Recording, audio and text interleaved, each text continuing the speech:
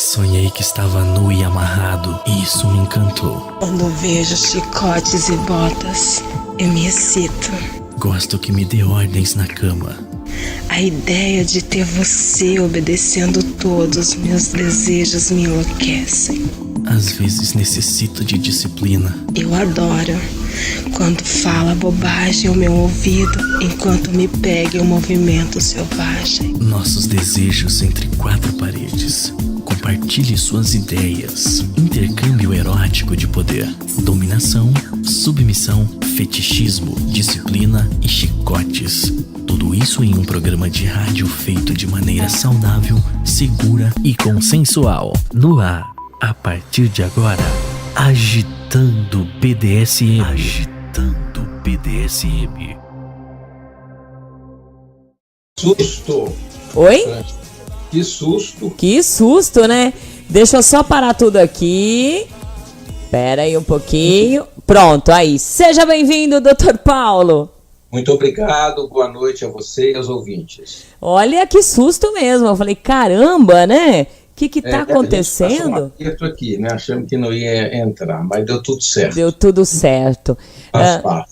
Com certeza. Programas ao vivo sempre tem esses probleminhas aí tecnológicos, né?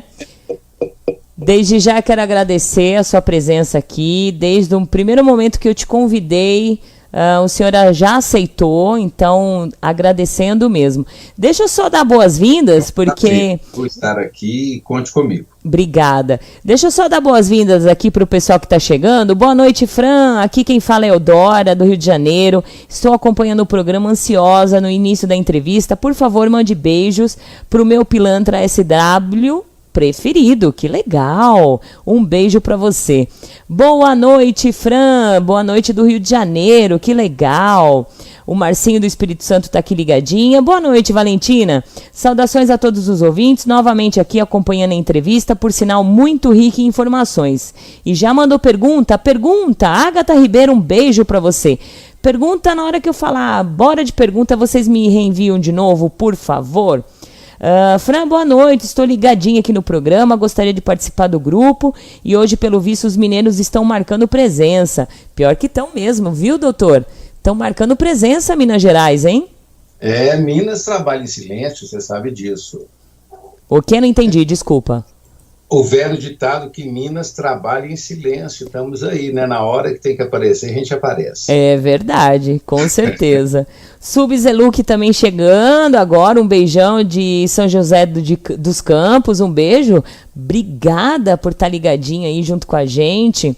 Doutor, o senhor fez uma pesquisa junto com a doutora Cristina.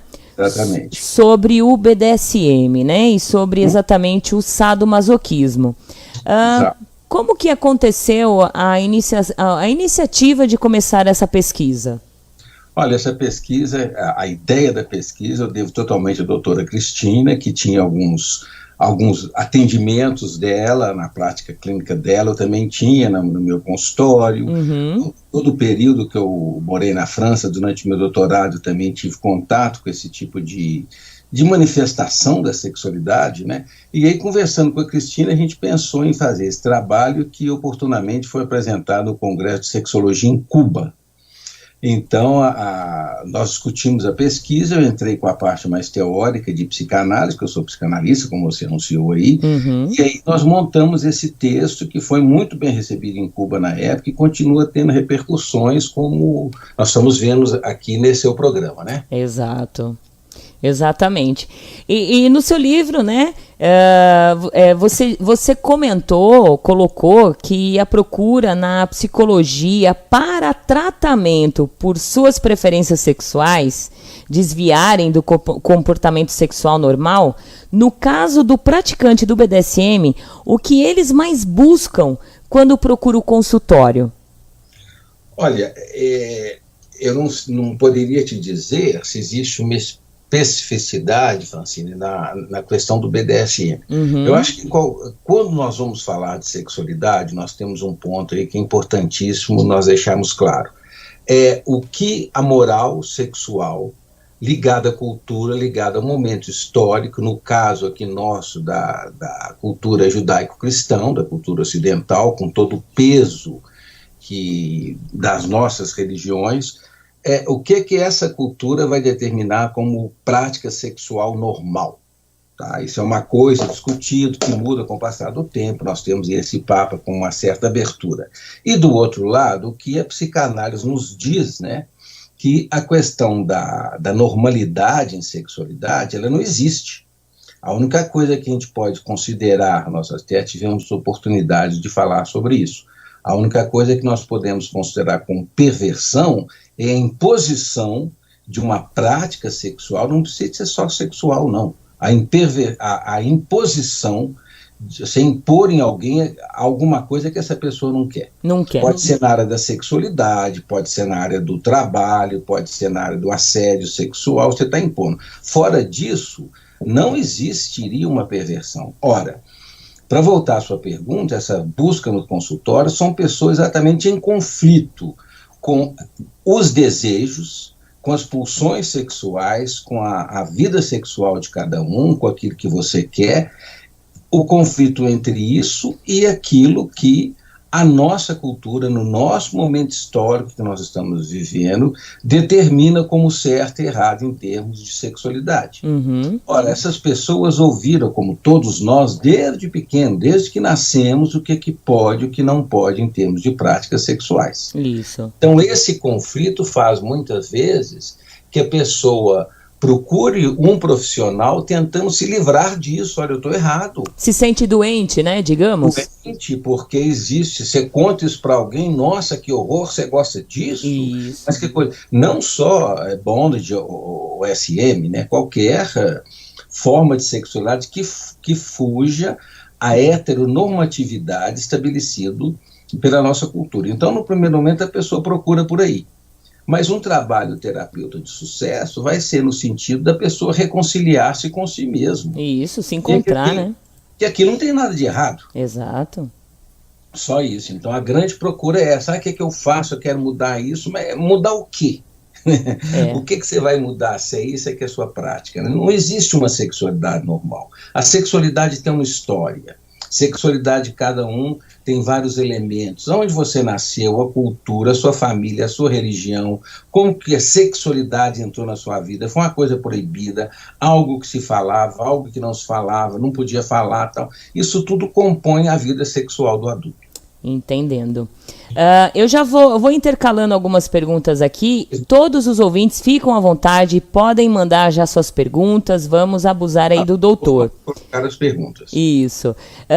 A Leide Tarrell, ela fez a pergunta aqui, que sabemos que sadismo e masoquismo estão inseridos no Código Internacional de Doenças. Na sua visão, os praticantes de BDSM podem ser considerados pessoas doentes mentais de fato? Qual é a sua opinião sobre a ideia de tirar esses mesmos praticantes do CID-10? Olha, o CID-10 e o DSM-5, que são, não, o DSM-5 mudou isso um pouco, não aparece isso mais não. Eu acho que todo tipo de manual, seja agora, se nós somos, eu tenho no meu site, você citou aí, eu tenho vários artigos que eu falo sobre essa história da sexualidade nesse sentido, né? Cada momento foi alguma posição de poder que ditou o que era sexualidade certo ou errada. Durante muito tempo, sexualidade era pecado. Hoje você não fala mais em pecado, você fala em desvio, você fala em parafilia, você fala em perversão. Mas são discursos de poder, como o grande filósofo Michel Foucault cita há muitos anos, são discursos de poder que vai determinar o que é certo ou errado em termos de práticas sexuais. Elas estão lá, no CID-10, né? Mas eu não vejo em absoluto nenhum problema contra isso, né? Se as duas partes estão... de acordo? De acordo, qual o problema, né? Exato. Agora, isso vai... O CID-11, está citando o CID-10, o CID-11 que deve sair, não sei se ainda esse ano, vai mudar isso. Ah, legal, aí, gente. Não dá para você segurar isso mais, sabe? Não dá para você impor uma sexualidade normativa para todo mundo. Isso é uma grande imposição, isso sim é uma perversão, querer que todo mundo tem a mesma forma de sexualidade. Olha que colocação, hein? Perfeito. E ela continua na pergunta, o que diferença, acho que o que difere, né? O sadomasoquismo do sadomasoquismo erótico. Poderíamos afirmar que o BDSM são nomeados como sadomasoquistas eróticos para tirar a culpa de sermos vistos como como pessoas com desvios sexuais?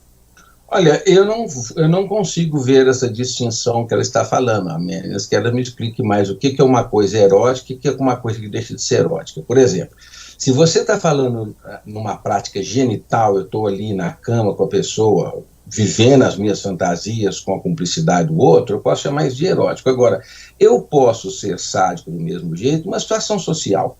Eu posso tratar as outras pessoas como coisa, eu posso achar que o outro não tem direito nenhum, aquela pessoa chata, que pela minha posição de poder eu imponho ao outro, eu sou mau, eu sou cruel com as pessoas, com animais, com bichos, e faço coisas horríveis, aquela pessoa, né, que todos nós conhecemos alguém na vida que você fala, poxa, como é que essa pessoa pode ser tão amarga, né? Isso é uma forma de sadomasoquismo. E nesse sadomasoquismo, aí é que é importante, está havendo uma forma de prazer.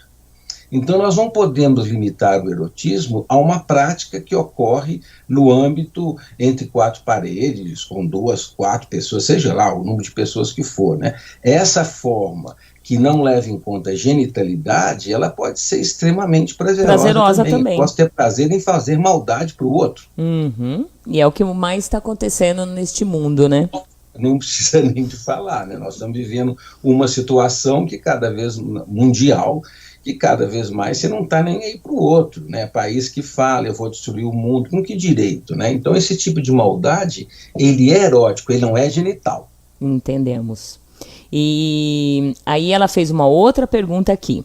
Em relação aos seus estudos, o que pensa sobre a relação entre dominadores e submissas?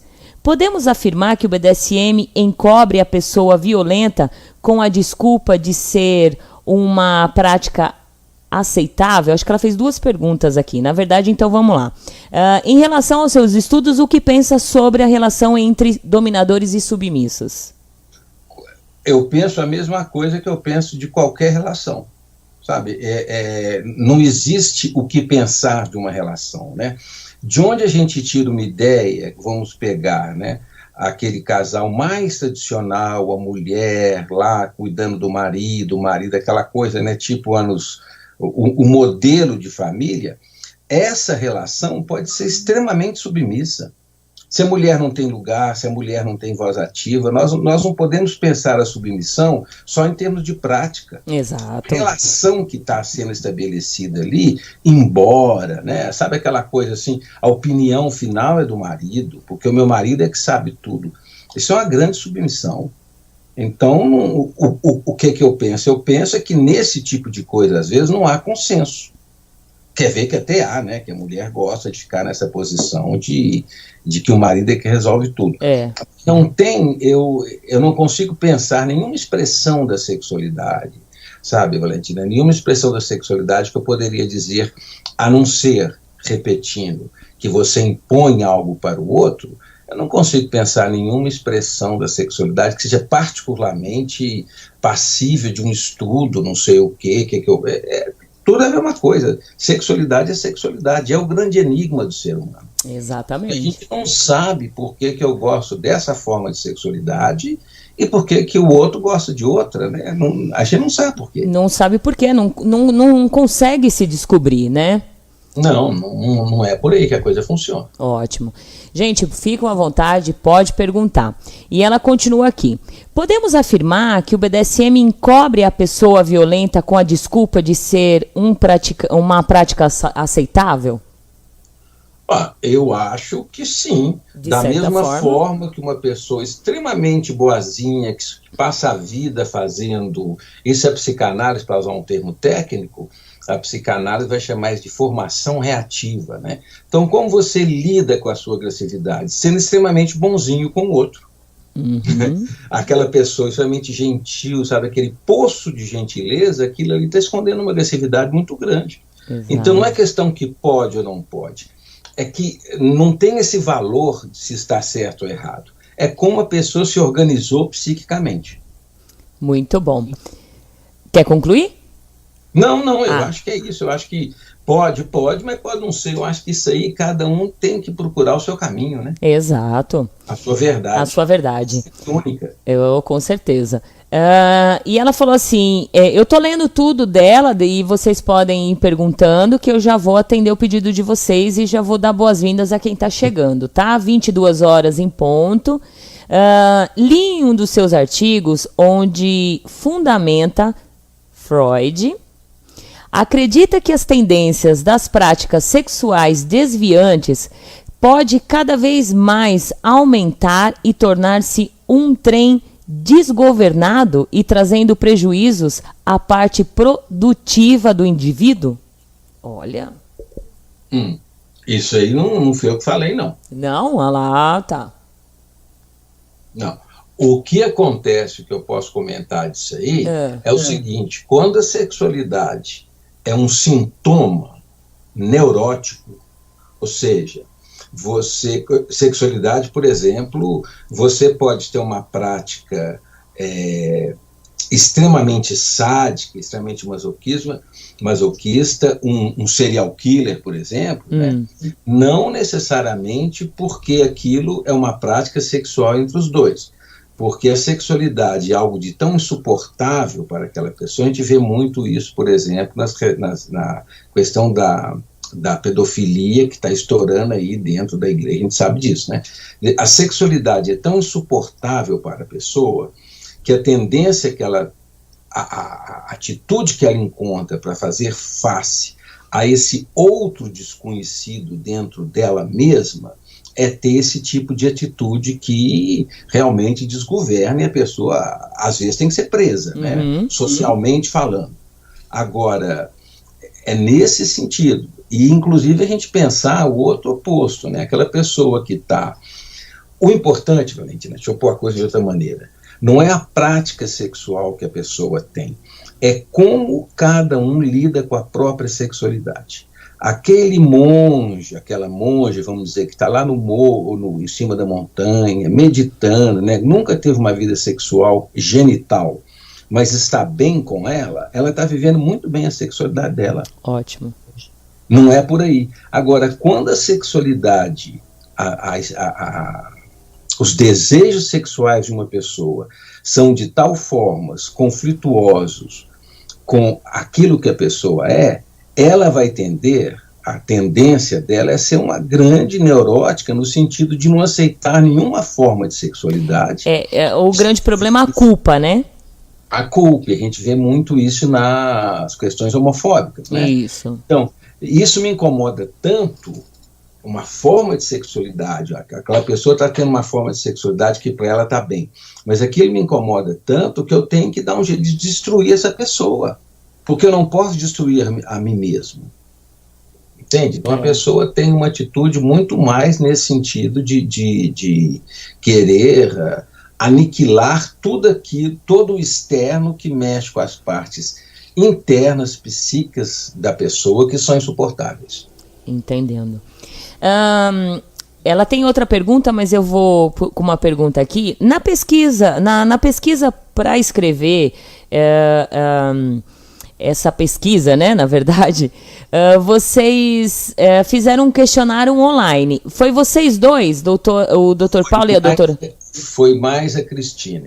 Eu lamento que ela não tenha, por essa que ela te falou, não está participando aqui, porque foi ela que montou os questionários. Eu dei muito palpite, mas a ideia central desse questionário foi ela. Certo, mas o acesso a essas pessoas, só ela teve, ou você também? Não, foi online, depois nós discutimos os resultados. Ah, tá. Então aí você não poderia dizer como que foi, se foi receptivo, se as pessoas... Todo tipo de coisa, né? Como qualquer pesquisa online que você faz. Tem gente que é muito receptiva, tem gente que acha que nós estávamos sendo invasivos, e todo tipo de coisa que você possa imaginar. Mas, de um modo geral, foi receptivo. Certo. É porque, assim, é uma pergunta bem interessante, porque a gente está chegando a 5.800 e poucos ouvintes aqui, e esses ouvintes, eles estão aí ouvindo, mas não tem coragem de sair, de participar. São receptivos? São, porque estão aqui, né? Mas o medo do sigilo, né? De sair da moita, de mostrar que está ouvindo, eu queria comparar um pouco com essa pesquisa, se teve esse problema. Mas eu fico me perguntando, Valentina, não que a gente possa generalizar isso, sabe? Se a pessoa tem medo de sair, ou se eu perguntar, ela vai ter contato com coisas dela que ela prefere não ter contato. Então ela não se manifesta. Porque se ela faz uma pergunta, e essa pergunta é respondida por qualquer pessoa que se propõe a respondê-la, de uma forma que vai mexer com as coisas dela, isso é muito complicado. Igual gente que procura uma terapia e faz a terapia e chega ali algum tempo da terapia e fala assim, eu vou parar, porque eu estou vendo que está mexendo muito comigo. Eu não quero continuar esse processo. Eu sei que eu preciso, mas não quero continuar. Então, eu acho que muitas dessas pessoas inibidas, claro que tem as que têm vergonha mesmo, mas elas não estão sendo vistas, né? O anonimato da internet é muito grande. Mas muitas dessas pessoas, eu acho que são pessoas que preferem não ter muito contato consigo mesmo. Consigo mesmo, né? Olha, uma boa colocação aí. E continuando com a pergunta dela, a última aqui, depois eu tenho certeza que ela vai mandar mais. Atualmente vemos pessoas entrando no meio, procurando práticas para o alívio das suas frustrações. Acredita que todos, sem exceção, buscam aliviar os seus buracos existenciais? Olha, eu acho que isso nunca foi diferente com o ser humano, sabe? Se nós formos estudar a história das práticas sexuais, né? Para voltar ao nosso querido, pelo menos para mim, o nosso grande mestre, Sigmund Freud, ele fala uma coisa muito interessante, né? Que o primeiro grande vício que todo mundo tem, o que é? É a masturbação. Porque a sexualidade é uma forma de você aliviar tensões de uma maneira muito rápida. Então eu posso estar tenso, eu tenho uma relação sexual ou me masturbo, uma forma de eu aliviar essa tensão. Agora, dizer que todo mundo que faz isso é por causa disso, não pode ser verdade, né? Eu acho que você pode terminar uma relação aí, ficar muito chateado, pegar um porre, beber, encher a cara e tal, mas não quer dizer que seja uma prática daquela pessoa, né? Eu não acho que isso seja um alívio. Estão procurando porque eu acho que nós temos um discurso muito mais aberto em relação à sexualidade do que tivemos. Isso. Ela sempre existiu. As práticas sexuais, seja elas quais sejam, elas estão presentes em todas as culturas desde sempre. Agora, de uns anos para cá, em nome do individualismo, em nome da subjetividade, nós temos uma certa abertura, vamos dizer assim, para a gente falar das práticas sexuais. Então, nós temos muito mais pessoas que, sabendo disso, ainda se mais... Se identificaram, né? Junto ao anonimato da internet, né, que você tem todo tipo de grupo que você quiser, isso aumentou. Mas as pessoas que procuram isso para descarregar uma tensão, se foi essa a pergunta dela, está usando isso agora. Antigamente usava leitura, usava revista pornográfica. Então, não é isso. Isso é um suporte para uma organização psíquica que já estava lá. Exato. Há 200 anos atrás, que não tinha isso, provavelmente ficava, sei lá, desenhando, vendo outra coisa, né? Muito bom. Olha, tem um aluno seu aqui, hein? Meu grande professor, Samuel da PUC de Minas. Samuel, um grande abraço para ele. Há muito tempo não o vejo. Olha, tá mandando um abraço para o senhor também. Tá falando que o senhor é show. Olha que legal. Muito bom. Obrigada, viu, Samuel? Um beijão bem grande para você. Boa noite, Fran, tudo bem? Bem, eu sou nova por aqui e curiosa também. Vai ter algumas vezes que as pessoas... eu vou repetir as mesmas perguntas por conta da demora de eu reler as perguntas dela. E aí muitas vezes a gente já fez a pergunta, tá, doutor? Tá bom. Mas mesmo assim eu leio. Ela está falando aqui, li algumas coisas, mas fiquei interessada em saber por que a gente se submete a ser escravo ou escrava. Olha, submete da mesma forma que não se submete, da mesma forma que você pode querer ter relações com 10 pessoas ao mesmo tempo, de você sempre numa relação profissional dar um jeito que você é mandado embora. Isso são a história da sexualidade de cada um, né? Não tem um porquê. O porquê disso, é claro que é possível a pessoa descobrir através de um trabalho, se a pessoa estiver incomodada com isso, desde que se incomode a pessoa, né? Porque esse é o ponto principal. Eu posso ter a prática que eu tiver em termos de sexualidade, aquilo não está me incomodando. Agora, se aquilo está me incomodando e eu quero saber por quê, uma terapia pode ajudar a pessoa a entender por que essa pessoa organizou a sua dinâmica psíquica daquela forma. E será que, é que nem ela falou assim, será que seja algo na construção da nossa personalidade que potencializa isso? Mas tudo, Valentina, não é, eu não diria personalidade, eu diria assim, na construção dos caminhos pulsionais e da sexualidade de cada um. Sempre é, mas não é só nessa área, não. O nosso jeito de ser, a sua relação que você tem com o trabalho, com os seus amigos, com a sua família, tudo isso é uma construção, ninguém nasce pronto. Agora, dizer que uma é melhor ou pior do que a outra é um valor social. Aí é que nós entramos em outro nível de discussão. Entendi. E ela falou assim que leu, por exemplo, que o sadomasoquismo é impulsionado por ver os pais transando, por exemplo. Não sei se é verídico, mas pode ser um fator?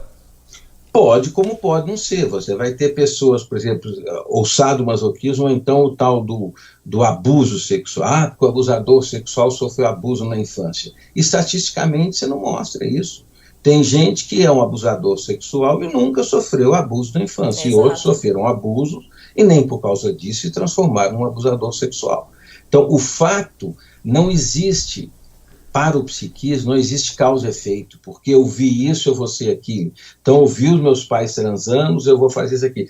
Pode ser, mas não é os pais transando.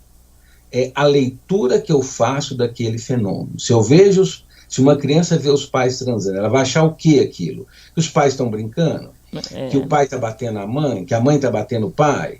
E isso é a leitura da pessoa, que pode ser uma origem, sim, como pode não ser. O importante, eu vou sempre bater nessa tecla, é que não tem nada que seja melhor ou pior. É assim, poderia ser diferente? Não tem esse valor. Cada um sabe, por citar o nosso querido Caetano Veloso, né?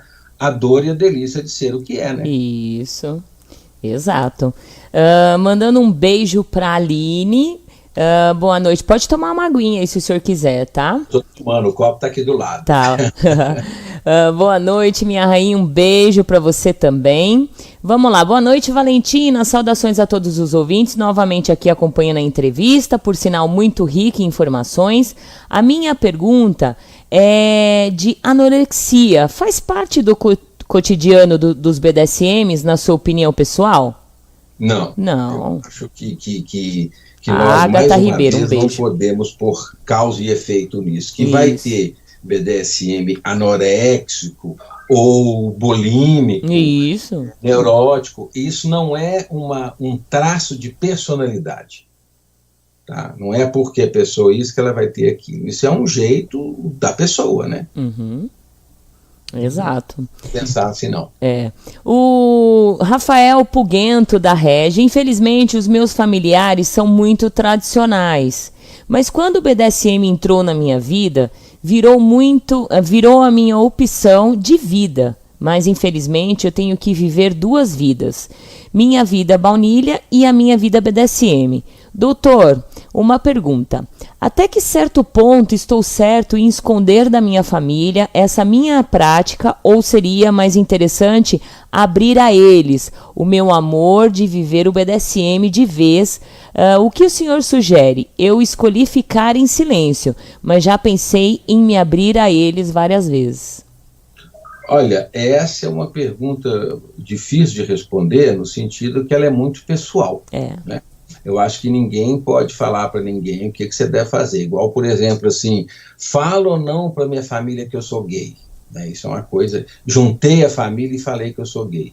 Eu, Valentina, nunca tive notícia de alguém que juntou a família para falar que é hétero, né? Isso não existe. Então, a gente tem que pensar nesse tipo de coisa assim, por que que ele acha que tem que contar a família? Que culpa que tem essa aí por trás? Se ele quiser contar, igual você conta que fuma, que bebe, que sei lá o quê, né? Que mete, né? Porque... vamos falar... Necessidade eu conto ou não conto? Isso é ele com ele. Será que ele vai sentir mais à vontade? Será que ele vai sentir... e depende, né? Eu vou falar uma coisa aqui, talvez seja até um pouco excessiva, né? Qual é essa relação, numa relação bondage que ele tem, qual a posição dele? Será que se ele contar para a família, ele vai sentir mais humilhado ainda e mais não sei o que, só vai reforçar essa posição dele, do sadomasoquismo? É uma questão a se levantar, né? O que ele ganha com isso? De repente ele pode achar que ele está vivendo duas vidas, né? Uma vida baunilha, uma vida BDSM, mas na verdade ele está vivendo uma vida só e que não precisa... Essa é a vida dele. A vida dele, né? Eu acho que é a vida dele. Não sei. O que vai mudar se ele contar para a família? Em relação a ele, em relação à família? Ele vai sentir mais tranquilo? Ele vai sentir mais acolhido? Não sei agora, se quiser contar, né? Essa é uma questão sempre pessoal. Eu posso dizer assim que no meu caso, eu sempre coloco eu como exemplo, aqui muitas vezes na rádio, que eu me senti bem, hoje eu posso dormir, de repente eu chego para minha família e tem um assunto sobre BDSM, eu comento numa boa, não preciso esconder, né? Mas aí vai depender dele também, de repente você acha que é viável falar, né? Não dá para a gente responder isso, né? Porque é uma coisa pessoal, porque se conselho servisse, né, a gente não precisa fazer mais, fala ou não fala, vai lá, fala, eu falei o que você falou para falar. E agora não foi legal. Uma decisão pessoal dele. É verdade. O menino Fernando está falando assim: senhora, eu gostaria de saber se um podólatra submisso é desvio ou é uma parafilia? Desvio, nós trataremos de desvio, nós vamos chamar de desvio em relação à sexualidade social normativa. Parafilia, nós vamos estar no DSM e no CID, tá? Como aquilo que está ao lado de, né? Do ponto de vista, então nós estamos na psiquiatria e na moral, do ponto de vista que a gente estamos discutindo aqui, que é mais um ponto de vista da sexualidade e da psicanálise, isso é uma organização da sexualidade, uma manifestação da sexualidade como qualquer outra. Então, você veja, Valentina, que a gente conversa e sempre volta cai nesse conflito entre aquilo que eu sou e o que o social espera de mim. Exato. Qual o problema de ser o que for, desde que, naturalmente, não esteja impondo nada para o outro. Não tem o nome disso. É assim. Exato. E que aí volta a gente falar novamente que seja consensual, né? Isso acho que é básico. Básico, né? Com certeza. A Ângela chegou de Brasília. Cheguei agora do trabalho, adorando o tema. Um beijo para você também, menina Ângela. Nuno do Grupo Porão, boa noite, senhora Valentina, acompanhando, chegando, Nuno do Grupo Porão BDSM. Doutor Paulo, boa noite. Boa noite. Já chegou em meu consultório algum paciente, em seu consultório, algum paciente sofrendo de sadismo psicológico? Para os leigos, qual é o seu conselho? Olha, primeiro que eu não sei o que ela está chamando de sadismo psicológico. Será que é ser cruel com o outro, fazer maldade? Sadismo psicológico talvez seja por aí, né? Exato. Tortura psicológica, isso, né? Olha, sempre a gente volta para aquela questão. Isso, a pessoa, às vezes, eu já tive algumas pessoas que nós poderíamos dizer que ali pelas tantas ela percebeu isso, mas isso não é um motivo, ninguém procura uma terapia por causa disso, procura por um outro motivo qualquer, não está bem no relacionamento, não consigo relacionar com ninguém, o que está acontecendo na minha vida, que eu já estou com não sei quantos anos e nunca tive um relacionamento, e quando ela vai falar sobre isso, né, por que tem essa dificuldade de relacionamento, ela pode se dar conta que essa maneira dela manter os relacionamentos, dela tratar as pessoas, é insuportável por outro, que no fundo é uma grande sádica com os outros, né? Mas isso não vem com a pessoa sabendo disso, entende? Isso é algo que vai muito mais aparecer na dinâmica da pessoa. Porque, olha, Valentina, a única pessoa normal que a gente conhece é a gente mesmo. É a gente mesmo. E olha lá. Nós estamos acostumados com as nossas neuras, que a gente se acha absolutamente normal. Então, essa pessoa que tem esse sadismo psicológico, ela não se dá conta disso, não. Ela pode ser, então, como eu estou dizendo, que ela pode, um belo dia, se perguntar por que eu não tenho ninguém na vida? O que está acontecendo? Não, eu quero arrumar alguém. E quando ela vai discutir sobre como ela mantém os relacionamentos, ela vai falar, olha, mas que interessante, olha como eu trato as pessoas. Ninguém me aguenta mesmo. Então ela vai ter uma mudança subjetiva. Isso. A Lúcia Cavalcante, doutor, como separar a psicopatia da sexualidade considerada pervertida?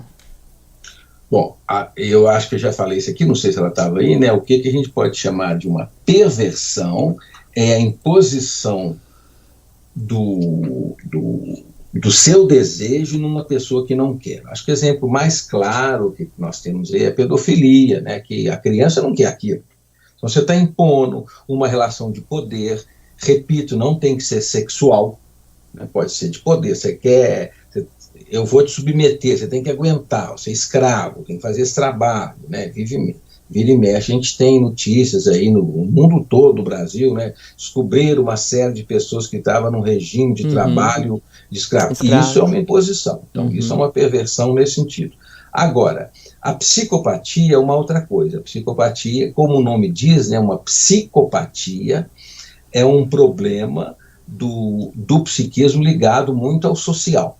Então são pessoas que aí nós já estamos no outro quadro. Não é exatamente uma perversão, é mais ligado, não queria entrar muito nisso, algumas formas de psicose, que são aquelas pessoas que não têm o menor limite com nada, né? Não é necessariamente aquela pessoa que esteja numa relação sadomasoquismo, aquela pessoa, o serial killer, recentemente eles prenderam aí, que ele ajudava, crimes horríveis, né? Ele contribuiu muito tempo com a polícia para tentar achar o criminoso. O criminoso era ele. Olha que coisa absolutamente... Era ele mesmo, né? Então, aquela série que marcou a época, alguns anos atrás, Dexter, né? Aquela posição, quer dizer, o outro não conta, eu não estou aí para o sofrimento do outro, o social não existe, eu sou capaz de fazer os maiores horrores e entre e mato todo mundo, isso é uma outra coisa, né? Isso nós estamos num outro campo de perversidade que vai muito além da sexualidade. Ótimo. Um beijo para todos, podem fazer perguntas aí, tá? São 22 horas e 23 minutinhos. Daqui a pouco eu dou uma paradinha pra gente ir no banheiro, tá bom, doutor? Tá bom.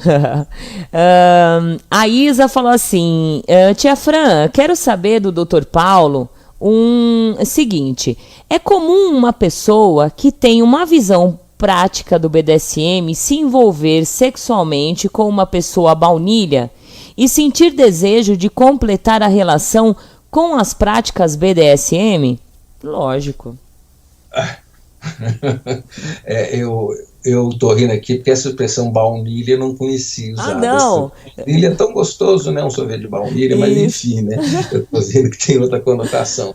Eu acho que, por que não, né? Você pode ter aquilo ali, aquela pessoa baunilha e querer, né, incrementar, apimentar, temperar essa vida sexual, de repente o outro topa também, né? E pode ser até uma decepção, né? Porque, você quer, eu não queria, então não é que é comum.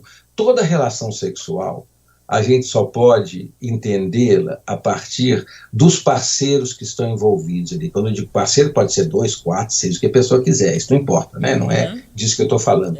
Porque a gente sabe muito bem que com uma determinada pessoa você pode viver uma fantasia que com outra pessoa você não vai viver, você vai viver outra fantasia com aquela pessoa, e não aquela que você viveu com outra pessoa. Então, esse tipo de coisa, o que pode acontecer, tem muito a ver com o encontro de duas pessoas, o encontro de dois psiquismos, o encontro de fantasias diferentes, né? Por isso é que você não vive as mesmas coisas com todo mundo. Com todo mundo, né? Senão isso é muito monótono. Né? Como nós falamos ontem, imagine se todo mundo fosse igual. Ai, tristeza, né? Ia ser uma tristeza só. Um beijo pro Zisco e pra Malvada. Tia Fran, você percebeu que aqui tem umas crianças, né? Tudo de 40, 30, 40, 50 anos, né? Mas é bom poder manter viva a criança que nós temos dentro de nós, né? Exatamente. E o Zisco tá aqui. Tia Fran, tô ouvindo eu e a Rainha Malvada. Um beijo pra vocês. Obrigada. A Anne Pandora, de Foz do Iguaçu. Fran, tô ouvindo aqui quietinha, porque achei as perguntas bem interessantes e respondeu algumas dúvidas. Sempre que penso em ele responde. Aí vou ficar aqui curtindo o programa, que tá uma delícia. Então tá bom, Anne, que bom, ficamos felizes. Leide Silvia, um beijo para você. Fran, parabéns pela entrevista, muito bom, grato ao doutor por estar conosco, acompanhando aqui. Obrigada, Leide, obrigada ao doutor novamente, né? Alexia de Júnior Dom Sádico. O senhor falou a questão religiosa. Esta é um grande questionamento de praticantes do BDSM que procuram ajuda psicológica. O Brasil é um país muito religioso, por isso minha dúvida sobre o peso deste fator.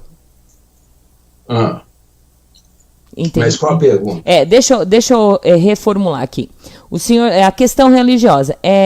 Este é um grande questionamento de praticantes do BDSM que procuram ajuda psicológica? Agora eu entendi. A religião, não é só nisso não, né? Eu acho que dependendo novamente, não é religião, de como a religião entrou na vida da pessoa, ela vai procurar por qualquer coisa, porque não está tendo uma vida sexual como se espera, teve sexo antes do casamento, não foi gentil com a pessoa ali que pediu uma ajuda. Então isso tem muito a ver com o psiquismo da pessoa e o nível de culpa que ela sente em relação ao jeito dela ser, né? E aí pode ser uma desculpa colocar na religião, né?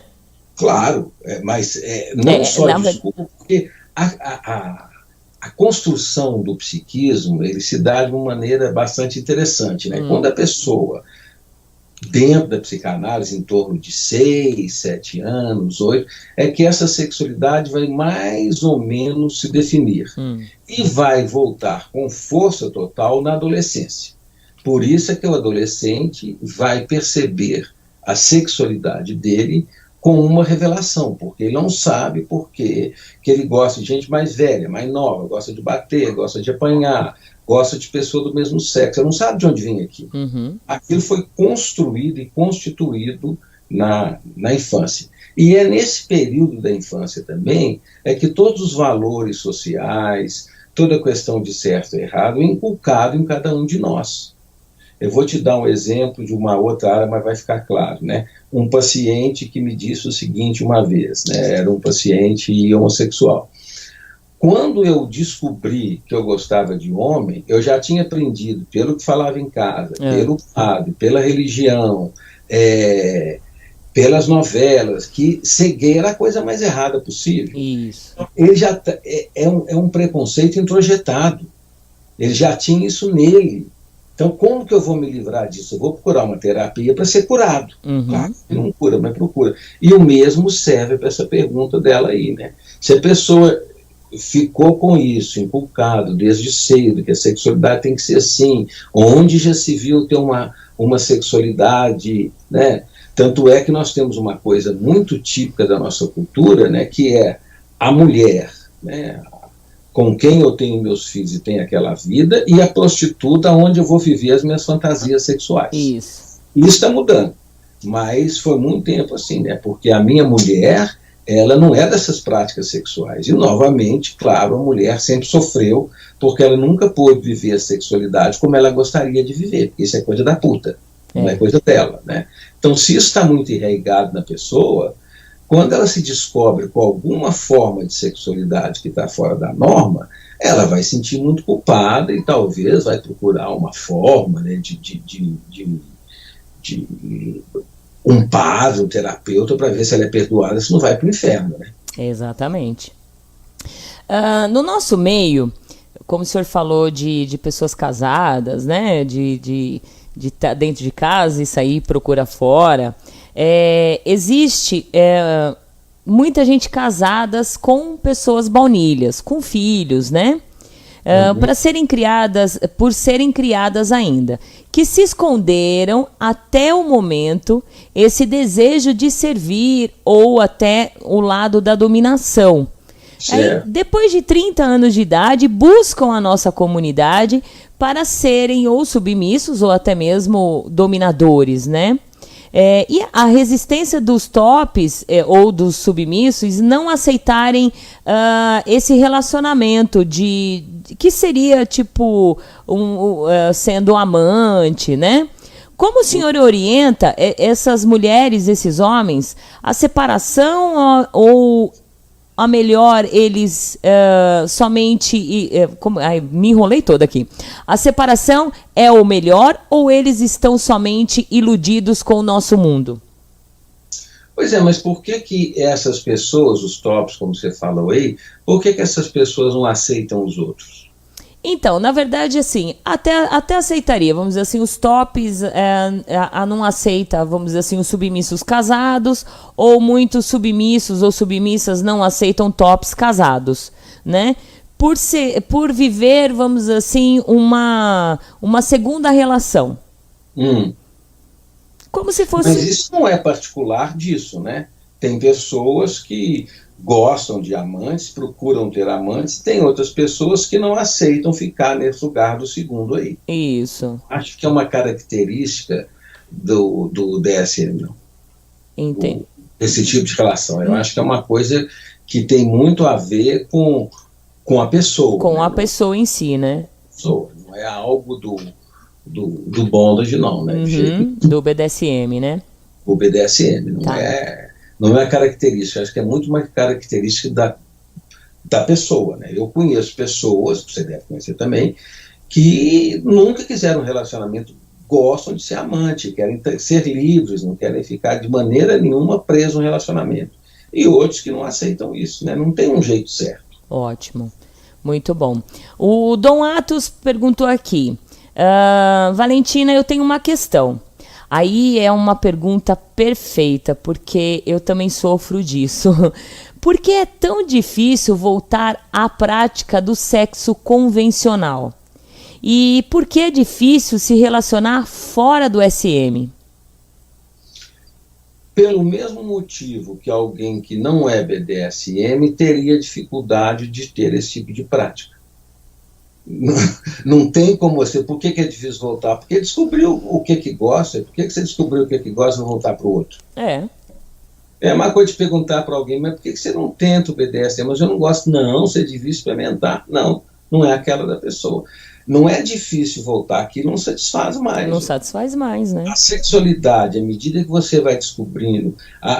o Freud fala uma coisa muito interessante, né? Que a sexualidade, a prática, né, é um campo de brincadeiras para você fazer com o outro, desde que o outro aceite aquilo que você gosta, aquilo que você está fazendo de bom. Depois que você descobriu aqui, você não vai querer voltar para uma coisa que era tediosa, porque se não fosse tediosa, você não teria saído. Exato, verdade. Uma boa colocação. Amica, quando devemos nos preocupar que o prazer deixa de ser apenas um algo diferente e se torna o que podemos ser considerado doença? Eu acho que é quando não leva o desejo do outro em conta, sabe? Se eu quiser impor, tem que ser do jeito que eu gosto, a pessoa não está querendo, eu vou... Aí, eu não diria que é uma doença, mas é uma coisa assim que eu... Porque o importante dessas relações, seja BDSM, ou seja outro tipo dessas ligações assim, é que você tem até uma palavra que a pessoa fala, olha, para, né, já foi demais, tal. É você levar em conta o outro. Se você está numa forma de relação que o outro não conta, aí eu acho que é uma coisa que você tem que se perguntar o que eu estou fazendo, que o meu desejo é soberano, né? Tanto é que em qualquer relação desse tipo, quando os dois estão ali, tem código que se fala, não, para, já foi muito. Então existe o respeito, é o consensual aí. Certo. A Cláudia Miranda, perguntinha, Fran, a ciência define a sexualidade como sendo a ausência de atração sexual e atividades sexuais com outras pessoas. E por conta a sexualidade como ausência? Como sendo ausência. Mas sexualidade como ausência de atração? Isso, com a ausência de atração sexual. Deixa eu terminar com a pergunta, vamos ver se a gente consegue entender. Vou voltar novamente. A ciência define a sexualidade como sendo a ausência de atração sexual e atividades sexuais com outras pessoas. Por conta disso, existe um debate em relação à sexualidade ser ou não ser um tipo de orientação sexual. O que o senhor tem a dizer isso? Deu para entender? A pergunta foi, a ciência define a assexualidade, né? A sexualidade. Não a sexualidade, a assexualidade. Olha, eu acho, primeiro nós temos que ver que ciência que define isso, né? Agora, eu acho que a quantidade, o que a psicanálise vai chamar de pulsão sexual, né? Por que algumas pessoas precisam, sentem necessidade de ter 3, 4 parceiros diferentes ou parceiras por dia. E o outro, uma vez por mês está bem. E não precisa mais do que isso, uma vez por ano. Ora, mais uma vez, nós não temos uma medida certa nisso, né? O que vai variar de pessoa a pessoa é a intensidade quantitativa, a quantidade, não a qualidade, a quantitativa, a quantidade dessa energia sexual. Tem gente, basta você, não é só sexual, não, você vai num berçário, vê criança recém-nascida quietinha, a outra que já está no movimento só, né? Não para. Então, a energia, ela vai variar de pessoa a pessoa. Isso é o primeiro ponto. Daí, essas pessoas mais assexuais, eu não acredito em alguém, não acredito, né? Eu nunca vi, não quer dizer que não exista. Na minha prática, eu nunca vi alguém totalmente assexuado, não. Ela pode não ter uma prática, como eu disse, genital. Aquele, estava dizendo agora mesmo, aquele religioso que está em cima da montanha lá meditando, que não tem nenhuma prática genital, ele tem uma prática altamente sexual no sentido de estar vivendo aquela forma de prazer dele. Então não é algo, nós não podemos ligar o prazer ao genital só. Então essas pessoas assexuadas, eu acho que eu nunca vi ninguém que diga assim, eu não gosto de sexo de jeito nenhum. Não está vivendo essa sexualidade genital. Ou então é alguém tão complicado, tão neurótico, que não consegue ter uma vida sexual. Agora, a ciência fala dessa ausência de atração, e eu não sei que ciência que é essa, né? A qual ela está se referindo, é o quê? A psicologia, a psiquiatria, a psicanálise, que é tido, tem até um site na internet disso, né, de pessoas que casam, têm filhos e tal, mas não é muito ligado à vida sexual. Mas por que teria que ser? Por que aquela pessoa que tem 4, 5, 6 parceiros por dia, ela vai estar errada? Saiu, eu não sei se você viu, recentemente, grandes artistas de Hollywood aí, todos se tratando porque tinha uma vida sexual excessiva, gostava de não sei quantas pessoas. Qual o problema disso a não ser moral? Eram as esposas dele, ou prostituta que eles pagavam? Por que não pode? E nós caímos sempre, lamentavelmente, no moralismo. Exatamente. Não pode isso, não pode aquilo, não pode nada, né? E quem diz o que pode? É verdade. Pode serve a quê? Exato. Flaviano chegou aqui, boa noite, Fran, amando a entrevista, beijos, Fran, obrigada. A pessoa que fez a pergunta não assinou, ela tá falando obrigada, ainda sou uma baunilha, Valeu, um beijão. Artemis está falando aqui, o pessoal tá chegando, eu tô devagarzinho, eu estou já atendendo todas as perguntas de vocês, tá bom? Só ter calma. Artemis falou assim, podemos colocar que nós, dominadoras, temos que ter um grande cuidado ao conduzir uma submissa? Sendo nós, dominadores, uma ajuda até psicológica ao submisso? Olha, eu acho que vai depender novamente do que está acontecendo ali. Eu acho que os dois ali têm que ser suficientemente sensíveis para talvez falar com outra pessoa, olha, isso aí é assim, você não está gostando, vamos conversar mais sobre isso. Acho que em qualquer relação é só isso, não. Pode ser uma relação mais tradicional possível, que a pessoa tenha dificuldade com alguma forma de sexualidade, a importância da... Se você for pegar, não agora, né, mas uns 100 anos atrás, aí, no tempo dos nossos avós, né, bisavós, eles casavam, somente as mulheres, né, sem não saber o que é sexo, nunca tinha visto um corpo masculino. Então era legal quando o companheiro ali podia ter mais paciência, como hoje acontece com esse tipo de pergunta dela, né? Exato.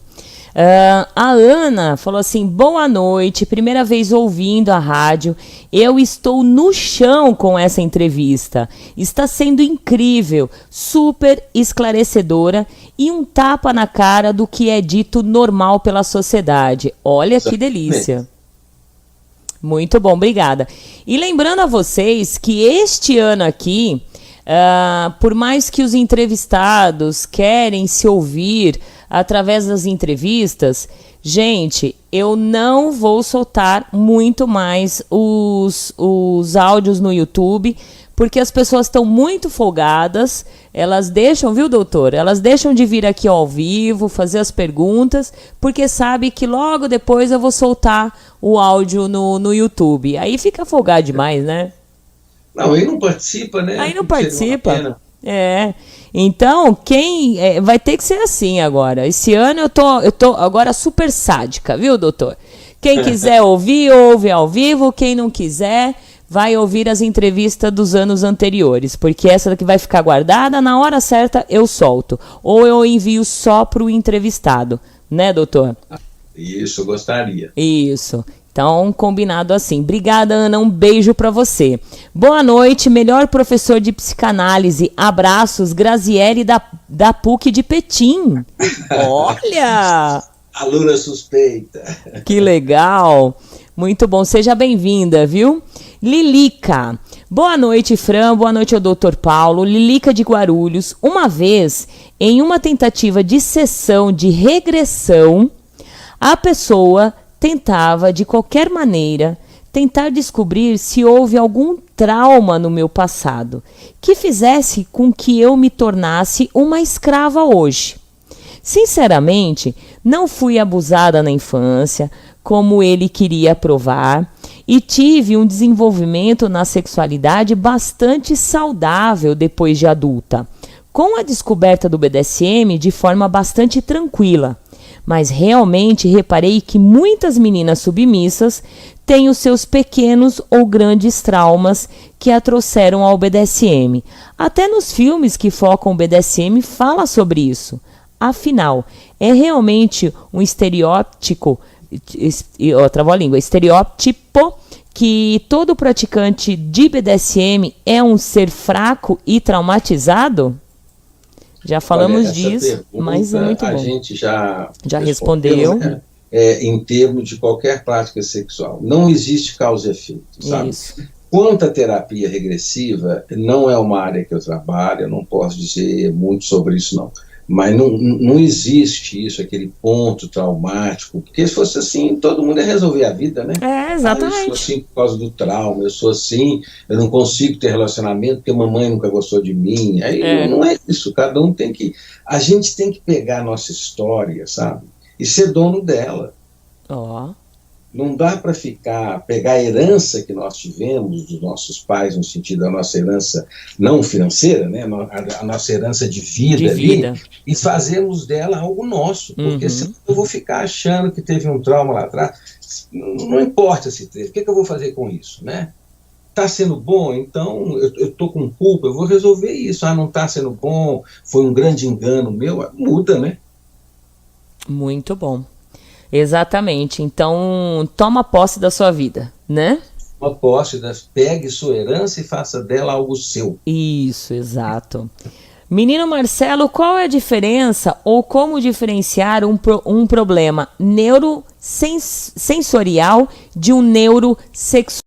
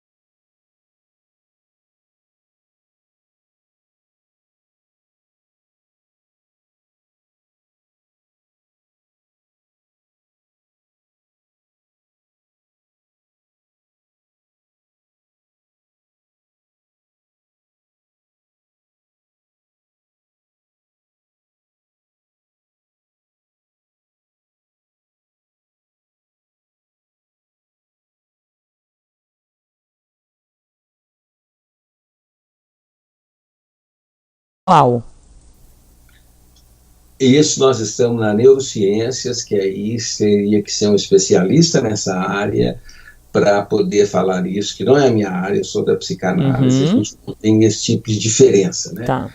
O risco, isso não é uma crítica apenas minha, eu concordo com ela, mas a crítica geral é quando eu ponho isso num neuro, sei lá o que, genético e tal, é como se eu me livrasse da minha história, você entende? Eu sou assim porque houve isso no meu gene. Não, eu sou assim porque eu tenho uma história que eu tenho que ser... É a história que eu tenho, eu não posso culpar alguém fora de mim.